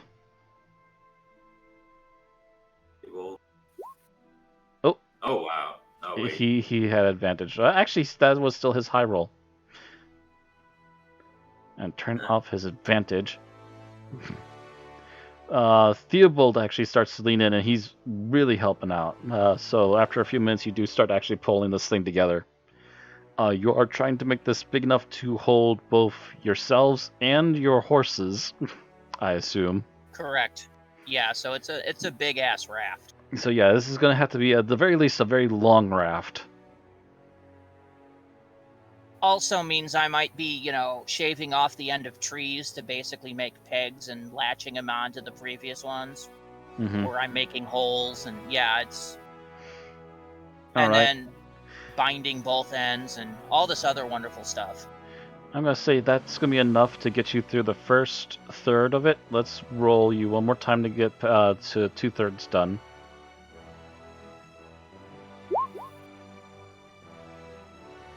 And since Theobald's been doing so well, let's see. Oh no, I rolled ass on that one. Yeah, let's get, since Theobald's been helping you, he'll help still, and holy shit. Holy shit, yeah.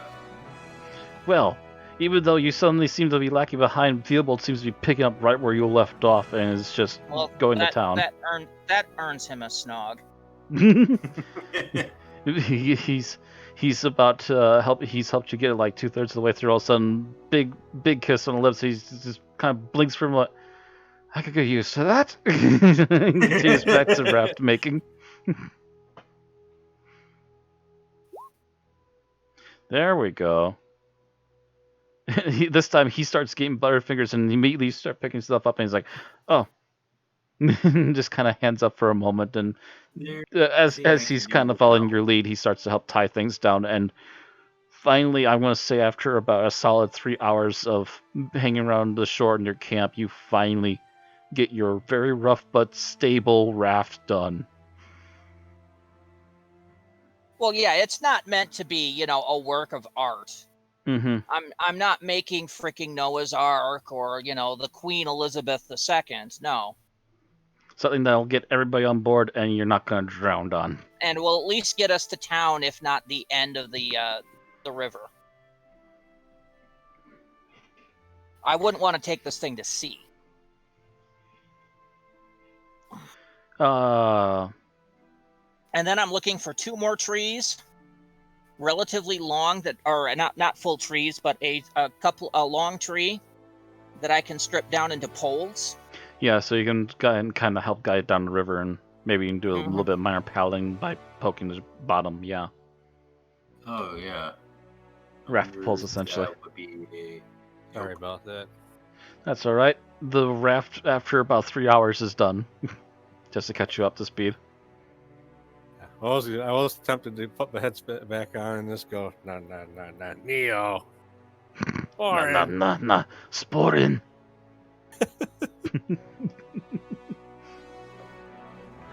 All right, so the raft got built. You should hear me every time we decide we're having Taco Bell that night. Taco Bell. Placement with Taco Bell. I do the same damn thing. Only I'm usually doing it while driving. I think I did that while driving last time. While I was in the car. I did the Chihuahua thing. I've done that one too. Done that occasionally. That one's very dated though. Well, both of them are dated at this point. The Chihuahua was like in the late 90s, and the other one was what the early 2000s? Yep. They're not even a decade apart. Anyway, I'm gonna say yeah. As night is closing and you finally finish the raft, and you have a night's sleep, and in the morning you start things up more or less as usual again. And instead of getting on the horses to get ready to go, you start carefully trying to guide the horses onto your new raft, crossing your fingers that it doesn't start to sink, and then the rest of you finally get on. I'm explaining it to them. Oh, that's right. You're explaining it to your horse, so your horse is actually no problem. Maybe it can also convince the others to get on. I'm talking horse. I can explain it to the others too. You get undressed. Bologna is a horse whisperer. You get on the Oh, left. trust me, I You can don't talk to make your sense. wolf too. The things the wolf can tell me. You probably go, I have seen things. This woman won't let me go. She's really weird. I like that she feeds me, though. It's nice. So after a little bit of horse whispering, the horses get on, actually with only little minor issues of them making sure that they have enough space while they're standing on the raft. And then the rest of you eventually get on, and you start heading down the shoreline. I'm gonna say, actually, this is where Azina's gonna come into handy and help guiding them down the river. Give me I guess it'll be a nature check. A nature check for navigation? Basically, you're helping them navigate the water, since even though it's not a sea, it's still a waterbed, and you're still at least somewhat aware of these things and have traveled rivers more than once now. Should I do that with advantage because I have... Yeah, actually, yes, because you do have bonuses for that, so yes. Because I think I actually have... Our vehicles. I actually have proficiency with navigation. Mm-hmm. Yes, but how does that work? Essentially, what that's going to do is that's going to allow you, through Azina, to cut off like a couple hours of travel without having to get stuck or hitting water beds that would slow you down, etc. Holy cow! Oh, wait, advantage? Yeah. Oh, that's right. Yeah, I gave you advantage. Yeah. Because I actually have skills as a navigator. Yeah, you basically just start cruising after a while. You're going to get there by nightfall instead of halfway through the next day if this keeps up. There is one exception I'm going to add here, though. A little bit past noon again, you start to hear something unusual, and I'm going to actually give you a perception check, and I'm going to see if anyone hears it first. So a generic perception check, everybody? Generic perception check for everybody. See if you hear something. Because it's going to be something very unusual. Especially for being out in the middle of nowhere. That's a persuasion check. Wait. Oops, did I push the wrong one? Yes, you did. Are they trying to persuade themselves to perceive it? I'm persuading myself that I'm going to see it eventually, maybe. Oh, wow. And... better know. Oh. Well, it's quite for Rodney Dangerfield, but sure. We can go Elvis with it. I can't believe this. I persuade myself to be Persuade myself to be a father. Oh, what a world. Oh, wow. Yikes, yeah. Obviously, Geralf is the first one to hear it. Velena shortly thereafter. Geralf kind of raises his head and is like, wait, I'm hearing someone? Do we want to slow down the boat? We're here. What are we hearing? He says he hears someone. What about Velena? Velena rolled a 17.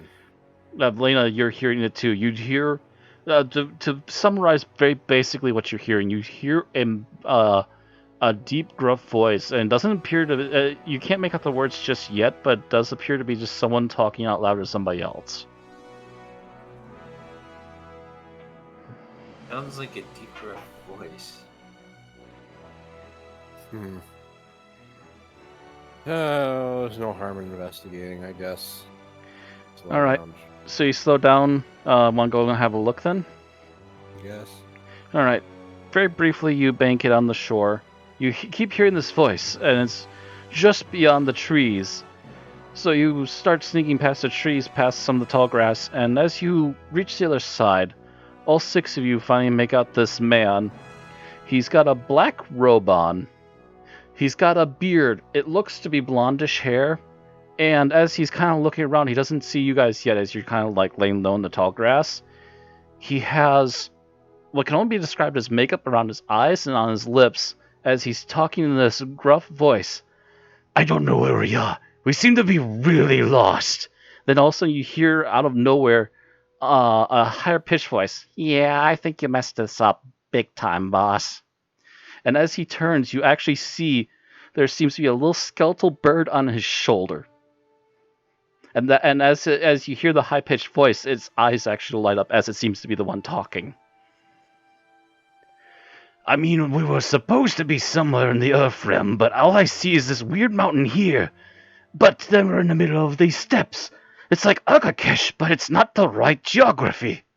Yeah, are you sure you made those scrolls right? I think we went to the wrong place. It's supposed to be Earth realm, I'm not sure. We should probably find some locals or something. Yeah, but I don't see any roads around here, although I do see that nice tree line over there. Do you decide to do anything? Are there trees near us? You're still on the nice green tall grass near the river, and there's still trees behind you along the river. It doesn't seem to be malicious crazy, just crazy. I stand up and play a couple notes on my flute to get his attention. Evelina walks up to him. I'm kind of like, you're on your own on this one. You're walking up to him, but he already probably would have heard my flute before you got to him. Yeah, as soon as you hear the flute, immediately the little skeletal thing on his shoulder. What the hell's that? And this man in the dark robe immediately turns and looks and also sees Welena coming. Oh, looks like locals. Are you sure they're locals, boss? They kind of look like they're from a LARP. I'm not sure myself. This is very strange. Hello! He just said LARP? Yes. You don't know what this word means, but this little bird thing called you people LARPers. I have to say the costuming looks really suspiciously good, boss. Hello, I assume you're all locals? He kind of smiles nervously. I go, well, she's kind of a local at Point at Belena, but the rest of us are all from different areas, but... Oh, thank goodness you also know Common. That's most helpful. Where are we? We were supposed to be Earthrealm. I was trying to aim for, what was it again? I believe you were looking for New York. Yes, New York. Big place. I'm gone. You're in Hyperborea? Actually, Hyboria. Yeah. Hyboria? Hyboria. Kind of thinks for a moment. Boss, I think this is their prehistory. What do you mean? This is before they even had, what's it called? Regular mail? Heck, it's beyond when they had internet, that's for damn sure. Oh, shit. He kind of looks back at you guys. Oh, I think we definitely messed up that scroll. Okay, I think we're going to be heading back then. Thank you very much for your help. And he looks back to the bird on his shoulder. I hope we didn't screw up the return scroll, because this is definitely not where we want to be. Yeah, I don't think it's any better than home. Nope.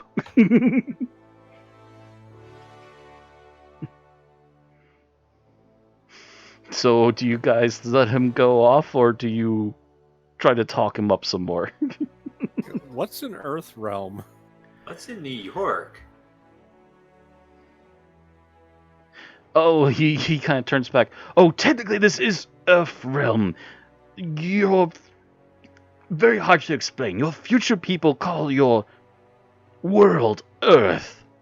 He kind of half smiles. Oh, and the New York, it's like a really big city. He kind of thinks for a moment. Trying to remember prehistory. It's almost like, the bird on his shoulder pipes up as his eyes glow red again. I think there's a big place called Aqualonia here. Oh yes, like an Aqualonia. Yes.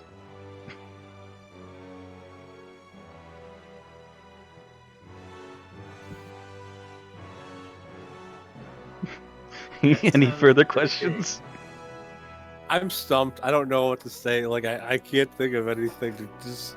This is too weird for me to come up with any interactions. Why do you think Thelona already left? Oh, by the way, I can also God. pull out a picture of the guy, by the way, here. Oh. Boom. Okay, I know who that is now. Yeah, I think I've shared some stuff of his with Ozzy. Yeah, I should have I should have figured it out from the voice you were doing, but it didn't click.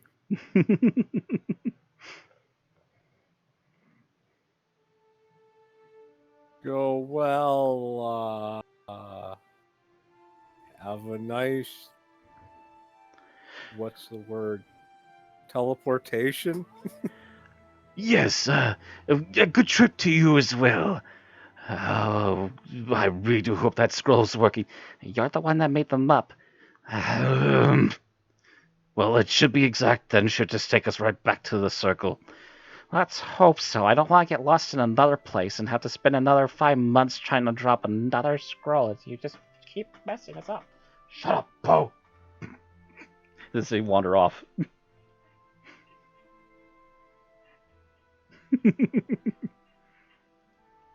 I go. I don't know why we got off the raft. I just wanted to have a random encounter. Going back to the raft now? Yeah. Yeah, everybody's probably heading back to the raft. You'd That- never see this guy again. I can declare that now. You'd never see this guy again. Wasting our time now. Yeah, we're just gonna pretend that never happened. No, this is an encounter I've been planning on for like months. It's just like, where do I spring this? We're not going to spring it in middle of combat now. I gotta go. Well, I mean, I thought maybe he could have had some magic trinkets we could have bummed off him, but he wasn't talking anything that made any sense. Nope. You're only figuring that out now. Don't deal with crazy. Unless it's hostile crazy, then you kill it. And he mean- goes, huh? Geralt's I just mean, like, that was weird. Gets back on the raft.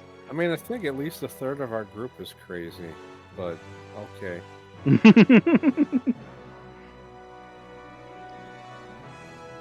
So after that quick little pit stop, you guys take off back down the river again. I'm going to say that we don't really need to re-roll your ability to go down this river. It was a pretty high roll to begin with, so you don't really lose much of that. Since we're about to hit town, and what time it is, it might be a good time to stop. That's why I'm trying to guess here. So you eventually do get the raft to the city just as it's beginning to start hitting sunset. You just basically want to look for a place near the city, off to the side on the shore that you can just probably hold the raft temporarily and come back to it. If it's there, it's there. If it's gone, oh well. You got the horses. You can keep going on foot the rest of the way down the river. Right.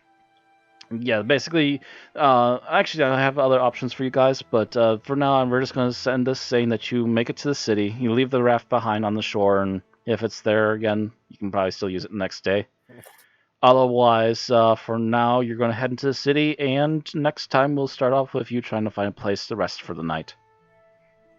And that's going to be the end for that for tonight. So, thank you everybody for watching. Salona just leaves a little sign, shows 2 people stealing a raft, then shows Barbarian killing 2 people with a raft. just shows 2 people trying to grab a raft, and then immediately a bigger person behind them with a club about ready to strike them.